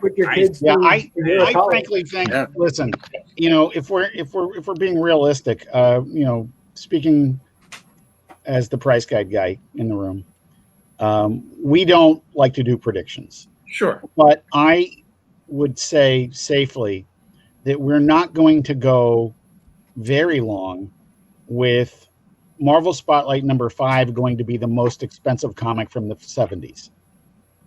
Yeah. Right now it is. And I don't think that sustains. But it is, we've seen Ghost Rider on television. We've seen Ghost Rider in, feature lowercase f movies. But I think, I think that's sort of insane that's the top book from the 70s right now. So let's see what happens when the next auction rolls around. There's several things going on that are unique to the period in which we're living. One is that many of the people who were working at home and stayed fully employed during COVID were getting extra money and not spending vacation money. Mm-hmm. So all of a sudden, a lot of things became, like big ticket items became accessible. But JC, I have another question though related to that. What about Jay-Z buying that company in Florida? CGC. Yeah. Yeah, but Would that have any? You think that might have? Jay-Z is part of the investment group. We're all banking that the next thing that they start certifying is sneakers. Uh-huh. In all seriousness. That's huge. Well, it's Old a Bean, huge how much? area of collecting. Old Bean, how much do you think it would cost Joe to slab that book? Well, I don't know anything about their rates. I don't. It's one of those things. Like I have a sister company that does auctions. I consult with them about why things are attractive and what I would be touting if I had it, but I don't have anything to do with the bidding or the prices because I'm the price guide. You know, Bob Overstreet's always run the thing, and Steve Geppe's really allowed that to continue. And considering that Steve has actually owned the guide longer than Bob did, that Bob never, until price guide number 40, and I browbeat him, allowed a convention to pay his way. Never. And so it's really straight laced. Like our sister company Diamond, they don't know what the prices in the guide are going to be, just like I don't know what other people's comics are selling. So in terms of forecasting, I never do that, but it's very reasonable to say that given the love for Incredible Hulk 181 and given some other very popular characters from that era, how does Ghost Rider stay the highest priced comic out of the 70s? Wait a minute. You talking about? Hang on, Joe Kuhr. Hang on, buddy. Hang on. Give me a second, Joseph. Hang on. Yeah, let's bring that up large, Billy. Yeah. Hang on. I'm trying to find him. I see that it's Signature Series, but I can't see who it is. Yeah, it's a Signature Series 5. It's Len. Signed. Len Wein. Yep. Yeah, when you get Len's no longer with us, and and Herb Trimpe. Wow, man. How many of those guys have, Joseph? That is a beautiful. Anything Silver Age that's a 9 has got to be worth a lot of money. I'm sorry, I couldn't hear you. I said that's a beautiful pop culture artifact to have, man. Thanks. Awesome. And Len was the sweetest guy that one could ever meet, and he would give you the shirt off his back type of person. Now, Joe, how did you acquire that book? Did you meet Len? Were you at a con? And well, I got the autograph probably 35 years, 40 years after I got the comic book. I got these comics because I was reading the comics. I got these comics, I'm going to guess, the early 1980s. You know, they were pricey at the time for me, but obviously not compared to what they go for now. And like a lot of kids my age, I just loved the X-Men, the new X-Men, and anything to do with them. And, you know, part of the fun of getting to work as an animation writer was getting to know people like Len, Marv Wolfman, and all the people that were my writing heroes growing up. Yeah. Because then you realize, you know, they're actually not that much older than we are. It was, you know, they were young guys when they were creating stuff. And probably 10, 15 years older than us, really. Yeah. You think about it, like, oh my gosh. Like, holy God. And they seemed like they were so old. Well, So part of it was they were part of that era of organized fandom that made it into professionals. I mean, Roy's the beacon, right? And then the guys that followed him some of them were like lifelong friends. You know. Yeah. When I met Len for the first time, it was at a Writers Guild of America function for the Animation Writers Caucus, and he came up to me. And he saw my name tag, and I had been writing DC stuff, you know, animated DC stuff.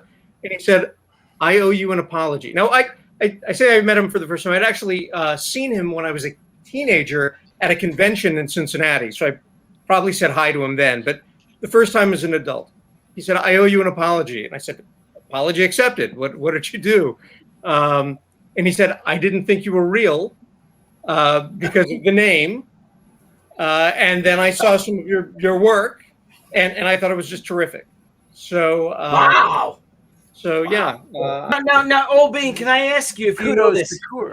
Is the slab book worth more with the signature or without? Depends on the. Okay, as a blanket statement, Series, so they witnessed it. CGC watched him sign it. No, but I know some collectors don't want. I will tell you. I will tell you absolutely. There are still collectors who are purists who do not want that. Yeah. The market, however, says that if you have the book certified by, CGC or CBCS, and that the signature and it's got the signature on it, that it is certainly more saleable at a higher price to certain people.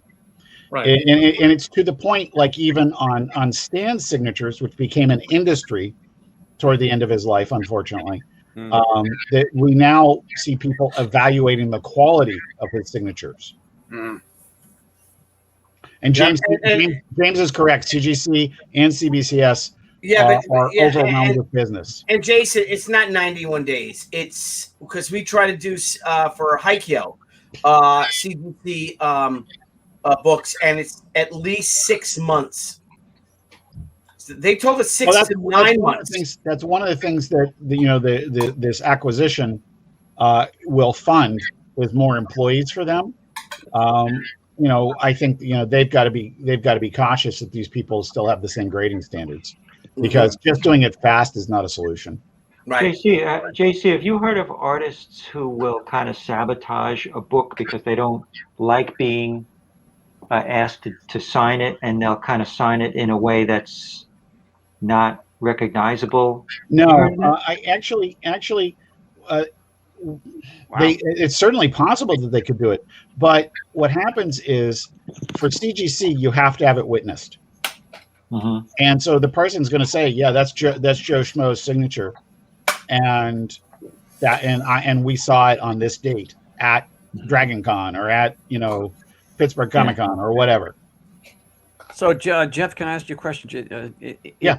And it's probably it doesn't meant to be a rhetorical one, but there are probably people in the audience listening to now who may want to ask the same question.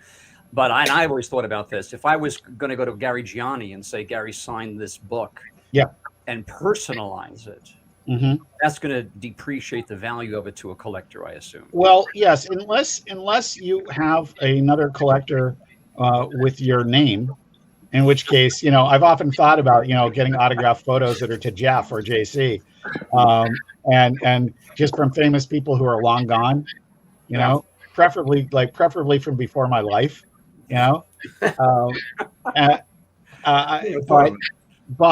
yeah, like when most of the things that I get signed, they're because they're dear friends or something like that. But I do get every once in a while I'll get something signed, and they'll say, "Who can I make this out to?" And I'll put highest bidder.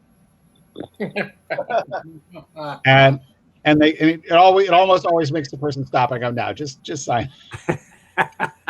Very clever. And Billy, what are we doing? That's a concern, Christopher. Yeah. What are we doing Tuesday? I have to get going to put my son to bed. But yes, we've got 3 hours, gentlemen. This has been amazing. We are 4 minutes shy of 3 hours, and I think the best thing for us all to sign up before Steve gets back. So you have no idea what happened. So I want to thank everyone out there for joining us. Thank you for the wonder. Oh, he's back. Ruined it. Oh, look at that there. Who's Steve Tony Curtis? I've never heard. Tony Curtis. Wait a minute. Now I got to learn. Okay. All right. 10 more minutes. 10 more minutes. That's it. When did you meet Tony Curtis? I met Tony Curtis. I found out that he was going to be. This is my brother Mike Bennett profited off of this far more than I did. I found out Tony Curtis was going to be at the Magic Castle here in Los Angeles, which is a fairly intimate venue, and he was going to be at the main theater there. He's going to talk a little bit about his life and career. This is obviously before he passed away, and because it would not right after. It would have been after. And then afterwards, he was going to talk. He was going to take questions. I asked him a question or two, and then he was going to sign books. And he actually was happy to take time with each person. So I bought 2 copies, as my brother Mike does in New York. He buys 2 copies. I have a Michael Caine signed book, thanks to my brother Mike in New York. I have a Tony Bennett signed CD, thanks to my brother Mike in New York. So I said, well, let me get 2 copies of American Prince by Tony Curtis and have him sign one to my brother Mike and one to me. So I give him the first one, and I say, can you make this one to my brother Mike? It's to Mike. And he's talking to me the whole time. And then he draws a little illustration. Shut up! Illustration to my brother Mike. And I'm like looking at him going, no, why is he doing that to my brother Mike? He's doing that to me. And he goes, and who's the other one for? I said, well, that one is like, it was for my brother Mike, but this one's for me. And he just writes Steve, Tony Curtis. Like, You made such an impression on Tony. My brother Mike gets he drew an eyeball and a little eyelashes and his little pretty little picture on my brother Mike's copy, which he probably has in a box somewhere, for God's sake. He's thrown it away. Well, if I may digress for a moment, you may. I'm curious about some the CGC thing because I don't think we quite finished that. What But is Joe, CGC? Time out for the ignorant like me. What's CGC? Comics Guarantee. They are the third-party independent third-party grading service. Thank you, sir. Thank you. So Joseph O'Bean, if you have a second, Joseph has had an experience. If you don't mind sharing that with O'Bean. I am a little hesitant. It's a bit sticky. It is, yeah, but and I guess I could be curious to know what other people think of the ethics of this. My experience is that many artists charge a certain price for autographs if they know that they're going to be witnessed for CGC. Yeah. Not me. Okay, but I feel as if they have a right to do They that. do. They absolutely Sure. do. I don't. Yeah, but I agree. But yeah. CGC, and I don't know if I'm the first person to say this publicly, and this was a number of years back. They knew that I was going to get something witnessed, and they said to me, because they knew this artist had a charge, that they were willing, even though they had kind of a partnership with that artist, they were willing to sort of watch from the shadows if I wanted to go up to the artist and not let them know that this was going to be a witnessed slabbed book. Now, I did not do that because it was a friend of mine. But how do we feel about the company doing that? I mean, I guess there's still. Let me tell you right now. Yeah. That I have. There's certain really great. There's 2 really great cover artists that can do price guide covers when I'm dead. And they're in the charge for signatures thing, but I'm not doing it because of that. When you have somebody who comes up and it's obviously they are just seeking the autograph to go in something that they're never going to sell until they die. Sure. And that anybody can perceive that because they've got 1 million signatures in this book. I'm not very much on the, it's funny. I'm a creator and I'm not on the side of the creators there. I'm on the side of the fan. Bily puts out a donation box for the veterans. The veteran. Yeah. Many people put it out for Hero Initiative. But somebody like Jim Shooter says he's never gonna charge for a signature. But he doesn't rag on the guys who do. And for the most part, neither do I. A lot of these guys are in industry. They're gonna take a Neil Adams signature and make a lot of money because Neil signed it. Mm-hmm. I don't begrudge anybody any money that they can earn legitimately. Mm-hmm. Yeah.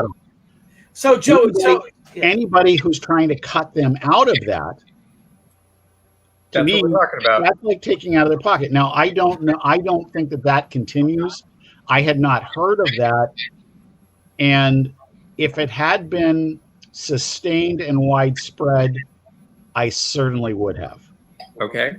But here's a really interesting thing, because now you have someone like Joe coming in, that Joe's just a fan, and maybe this certain creator's charging a lot, and they do. This book's going to be slabbed. This book is going to be CGC'd. I want, in some cases, $200 for a signature.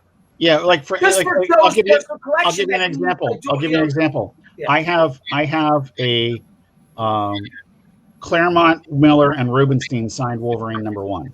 Nice. Okay. And the great thing is CBCS will authenticate the signatures.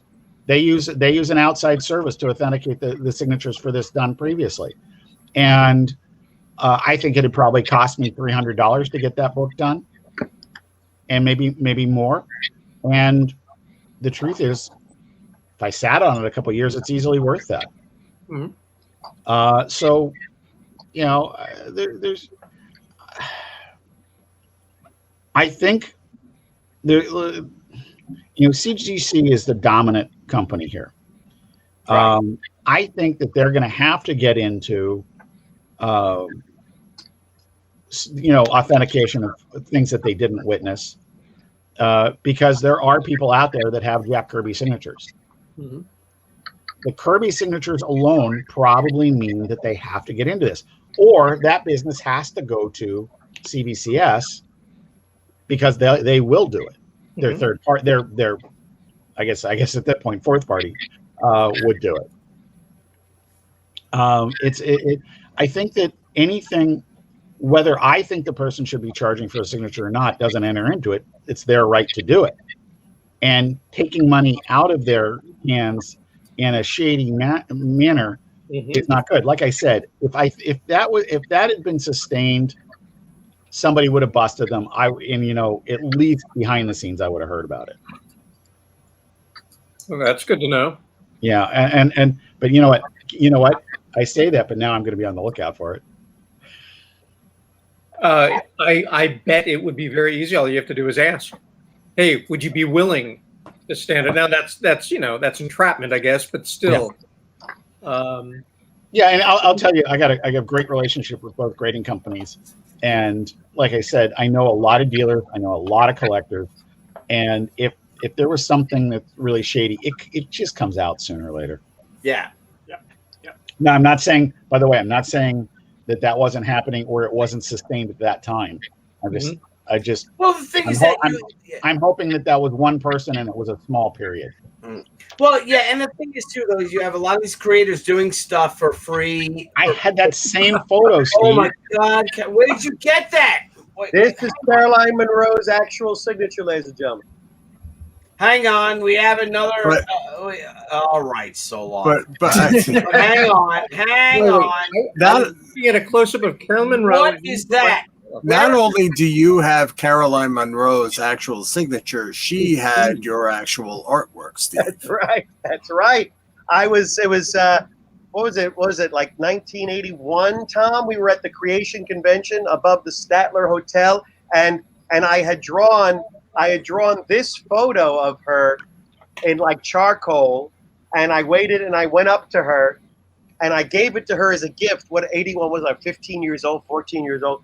And God love you. God love you. That's so I said, "This is for you." And she looked at it and she said, imagine her saying this. She said, "I shall hang it in my bedroom." That's what she said. 14-year-old me. And then she signed it. This is CGC. This is God verified. Hang on, Stephen. On that day, Stephen grew 10 The form years. is yours. He got at least 4 inches taller that day. He just like shot right up. Hey, his voice got 4 deeper. inches taller or 4 inches longer? Thank you, I was cautious, Barry. Thank you, Barry. I was Well done. cautious. Well done. I had that Barry. same photo, Steve, signed by her. Oh my God. Oh, Caroline got around. Yeah, 1979. She also signed my "Spy Who Loves Me" one sheet. That's an excellent one-upmanship. This is the painful reality of getting signatures before the internet, and then as an adult checking them when the internet comes in. I remember writing this because The Odd Couple was obviously a huge thing in New York when I was a kid. I loved The Odd Couple. I wrote a letter to Tony Randall. I got a letter back to Stephen Perez, best wishes, Tony Randall. And I always had this photo, and I hung up this photo. And I have since cross-checked with a billion consistent signatures of Tony Randall on the internet, and I go, he did not sign this. Clearly. Oh. Yeah, but did Bob Hope sign? Bob Hope signed mine. Woody Allen did. signed mine. James Cagney didn't. Sorry, Mike. He didn't sign. You know what I mine. run into a lot is one of the best collectible that I currently have is I have a signed Blade Runner poster from I've got about 15 different signatures on it. You could have had everyone, but you don't. Everyone who's still alive, except for except for one or two. But anyways, the thing is though, every time on Blade Runner sites when I post a picture of that saying this is my beloved whatever, everyone goes, "That's not real." That's not like, right. And I go, no. I went and I met these guys at various conventions and got them all signed. And they're like, no, that's not real. I'm like, yeah, it's so frustrating. Michael Solof, the veracity of your collectibles is highly dubious because thank you. When you were working for the Jeppy Museum, you would occasionally inquire for my feedback, and you were very excited to display a clapboard from 1933's King Kong, which is clearly a fabrication by some fan who was looking to pull one over on you, but you were determined that it be authentic. No matter what I said, you were determined that it be the authentic clapboard from King Kong 1933. And I did all I could to explain to you, based on the clapboard, based on the terms that were used on it, that I did not think, in fact, it could be. So there's a certain enthusiasm a collector has, hoping something is going to be real, even if it's not. Steven, did you sell Soloff signatures myself personally? It just irks me when people go, "No, you didn't." And I'm like, "Yeah, I really did." Mike, I have to suggest that this might be the opportune moment for your Uncle Steve's reply. My Uncle Steve, at one point in time. By the way, hang on a second. Just quick background. His Uncle Steve was a very level-headed, calm, nice, wonderful, creative person. Unlike me. Unlike you. And at one point in time, writing a response letter to someone that he wasn't happy with, he just wrote, "Fuck you, strong letter to follow." Wow. That was it.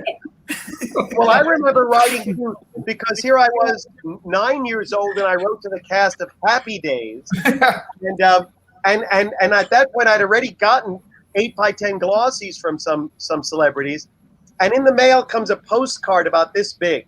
And it's the cast of Happy Days, and you flip it over, and it's something that went to it was printed, and it was everybody's signature, but printed. And even at 9 or 10 years old, I'm not an idiot. I'm like, this is a fucking postcard, and printer. And I actually took my first creative, professional, integrity-filled stand at that time, and I tore it up and I threw it out. Yes. Later to find out it was real. But I do love that you wrote to Bob Hope and you did get a hand. I remember that. That's a real signature. Woody Allen, I have Steve, a real right signature. to Steve. Thanks for the memories, right? Thanks for the memories, Bob Hope. And that I have done my own due diligence. My Bob Hope, my Woody Allen, my Jack Lemmon, clearly my Burgess Meredith, him and Rocky. I can imagine getting that letter going, someone's writing to me? Yes, I have.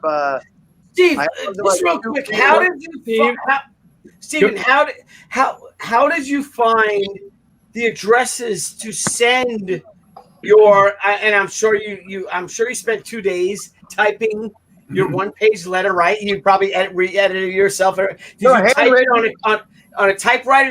You hand wrote it? These were handwritten letters. These were, I think, at that time, if memory serves correctly, there were little booklets you could get that had addresses you can mail fan letters to. And me and a good friend of mine and ours, Bily, Jimmy Kirkikis, we would sit in his mother's kitchen and we would write letters to people. And there wasn't anyone who didn't send us one back. I forget who he wrote to. He wrote to a lot of baseball people. And to this day, he says, I've double-checked a lot of these. Every single one I got was crap. I've thrown them out ever since. Steve, just so you know, I know you're not a sports guy, really. Baseball people are called players. Yeah. They're on teams. And then units of baseball players are teams. How many quarters? Those teams form a league. Pass on this one, Steve. How many quarters are in a baseball game again? Right. 17. There are 17 And this quarters. is why Steve Millendorf, he's like, yeah, I'm not doing that.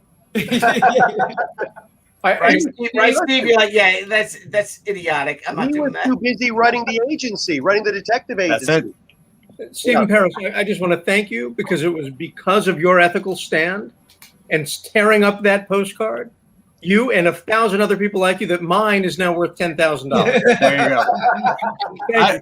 I kind of have a flip side to that story. A girl I used to date, her brother was a big time autograph collector, movie stars mostly, and because he wanted to be able to guarantee veracity, he would go and get the actual autograph. So he would be that guy standing outside the hotel waiting for somebody to come out.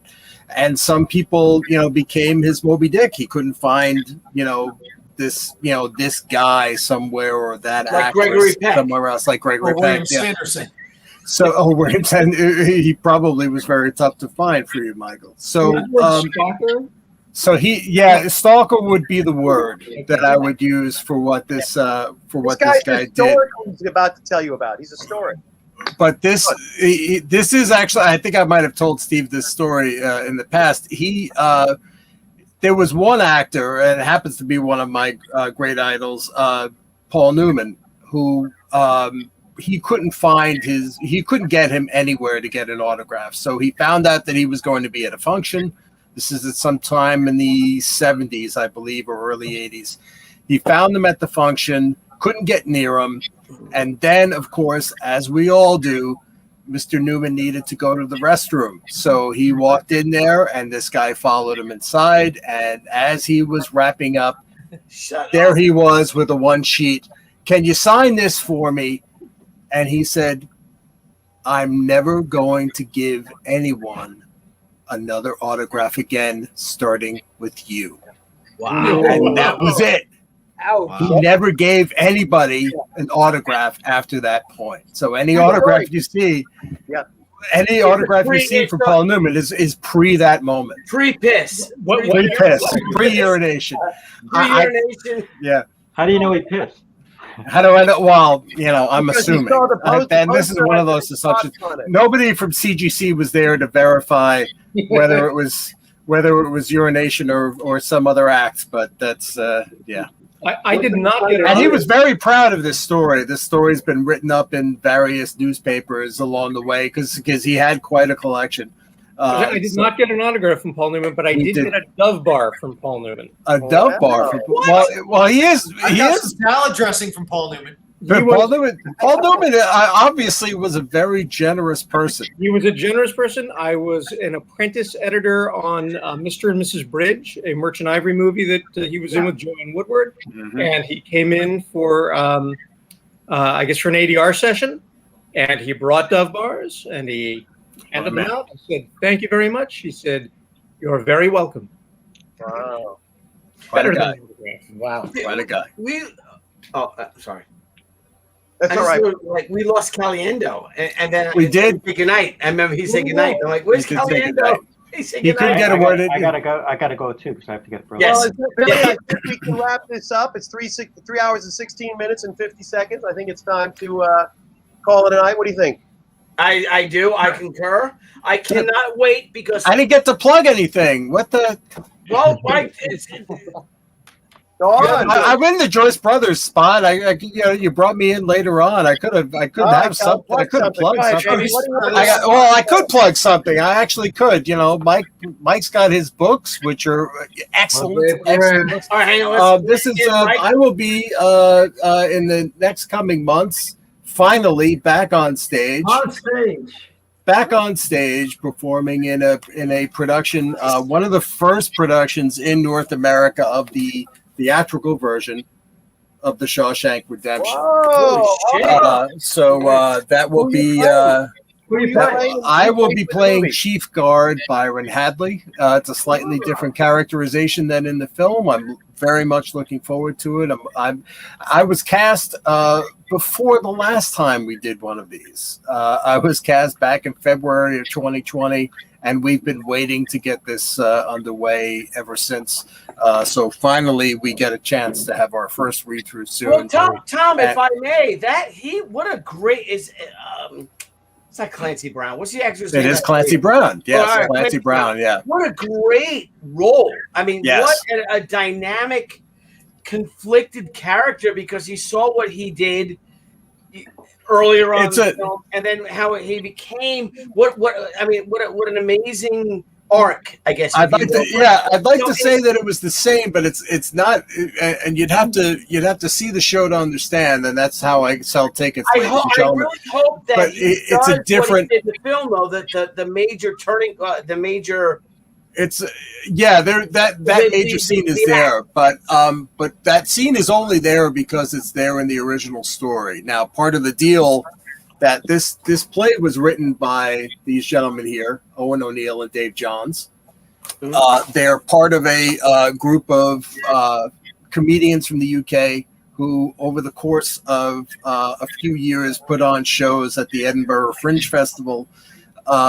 They wanted to be known as more than just being comedians, so they put on serious plays. And when they ran out of serious plays where they could cast 10 or 12 men, they started writing their own. So they somebody said, well, what's a film that we can adapt that has a lot of men?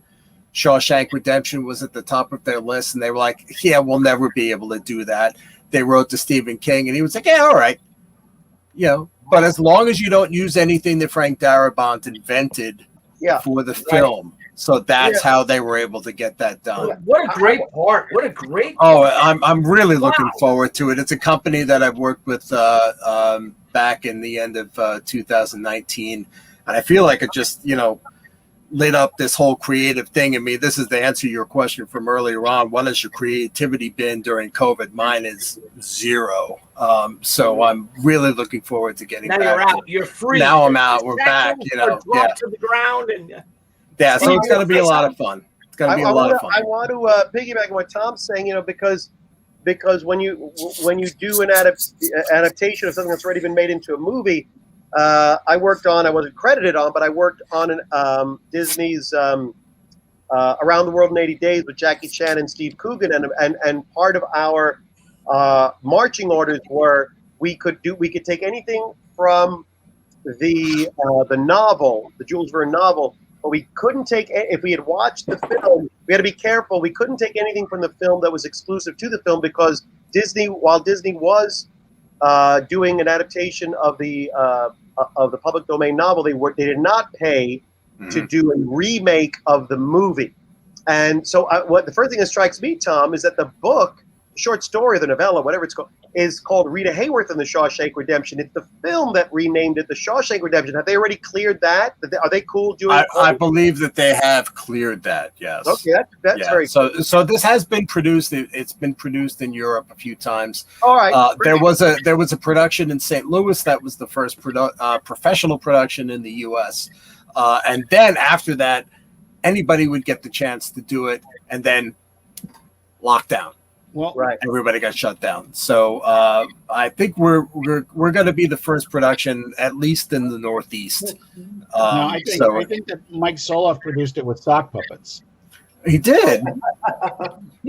That's where his socks went. Well, he is down there in Mexico. That's where they all wind up at the end. So puppies. How close is San Miguel to Zihuatanejo? Shawshank Redemption, guys, was that when my mom passed away, we wanted to leave her remains in a spot that she loved, but it's illegal to do that.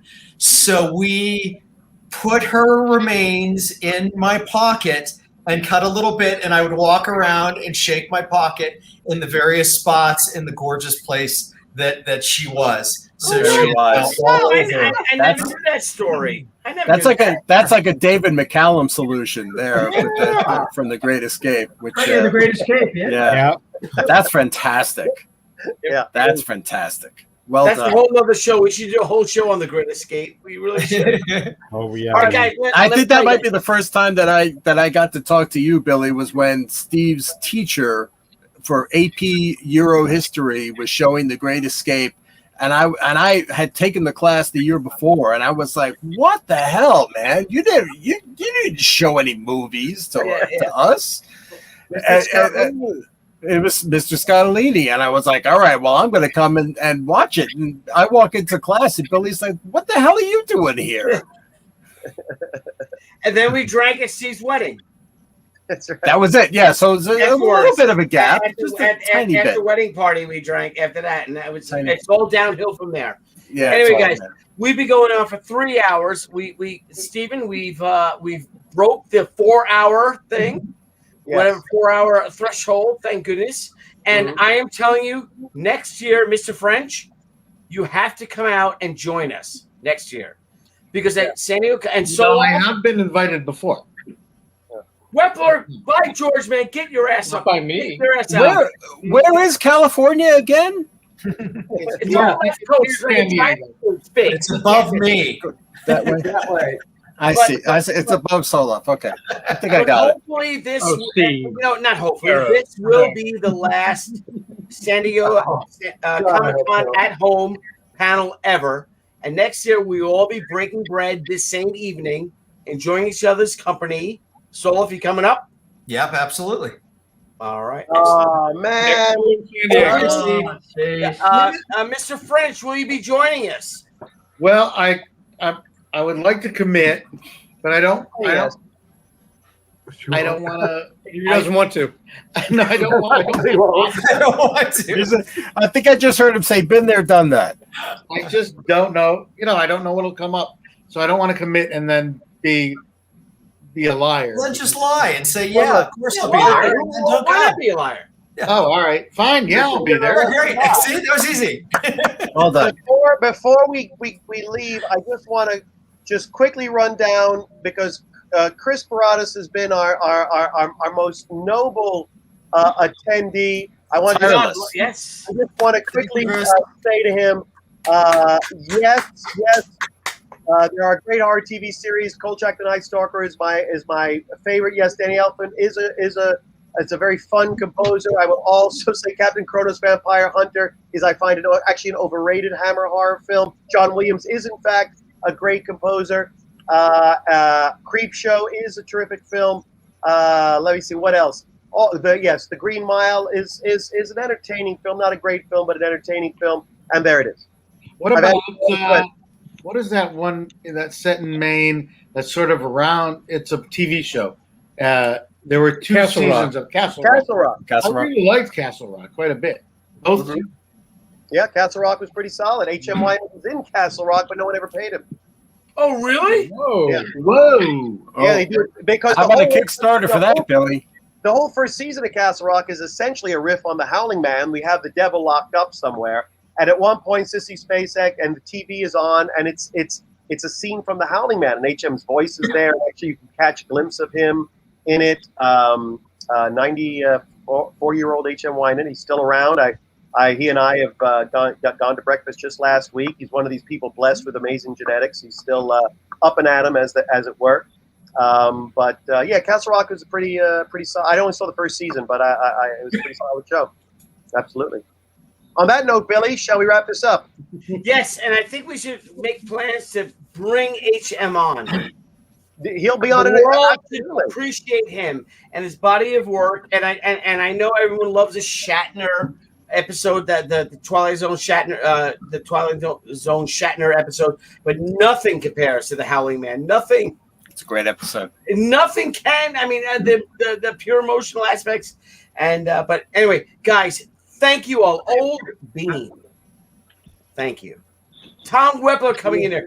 The great Barry Orkin coming here. Stephen Millendorf, the cerebral one of us all. Soloff. Yeah, I'm okay. Yeah, okay. Tom Wepler, thank you for being there. The okay. And Mr. The okay, French, Michael thank you for Soloff. coming on. Mike Perez. Jack Perez. Now you have to do it, Mike. Now I've got to do it. I'll do it. Absolutely. And don't you guys agree? In a choice between, not that there's anything wrong with Robert Preston, but what makes you more excited? A Jack Palance biography or a Robert Preston biography?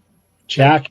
Thank you. Thank you. And I'm going to throw my hat into the ring that I think, Mike, you should start researching the William Smith biography. Toughest man in Hollywood ever, in my opinion. I'm going to go such an incredible person. I will be at the new Beverly in 2 weeks, Monday night, August something. They're showing Hollywood Man and another one of his pictures. A tribute to him. I already bought my ticket. My first visit to the to Tarantino's New Beverly Cinema in over a year and a half. I'm excited to go. We'll be celebrating all things William Smith. Tickets probably still available, so anyone in the LA area should show up in tribute. And Joe, what did you say, Joe? I want to see a deep fake of Jack Palance replacing Robert Preston in Music Man. I think there's got to be somebody out there that could do that. I think Mike, you should consider as your next subject Ray Walston. There you go. Wow. By the way, that's a good one. Gauntlet, the hatch is in the ring. The gauntlet's thrown. Billy Tucci and Mike Perez, I will say, and James Vaughn, your co-editor on the recent She trilogy. Jason Kuhn's. Is he what's the name? No, Jason Odom. Oh, sorry, Jason Odom. Sorry, Jason Kuhn's. I love you as well. He says Palance. He votes for Palance. Mike, is it Palance or Palance? I believe it's Palance. So that'll be chapter 1. Yes. Now think about 1989. They released the Batman film, but it's not the Tim Burton Batman film with the Irish guy. What's his name? What's the guy? He releases The Dark Knight Returns with Jack Palance as the Batman. Or if Jack Palance can't be the Batman, William Smith. Okay, Billy, what you just said makes no sense. What are you talking about? All right, guys. Leave me alone. All right, guys. Clint Eastwood, man. Clint Eastwood. What a wonderful evening. Thank you all for joining us. This is fantastic, and I cannot wait to hug you all 1 year from now at the Athens Market Taverna, right, Stephen? In San Diego Way, and thank you all. Tally ho. Goodbye, guys. Thank you. Bye. Hey, guys. Cheers.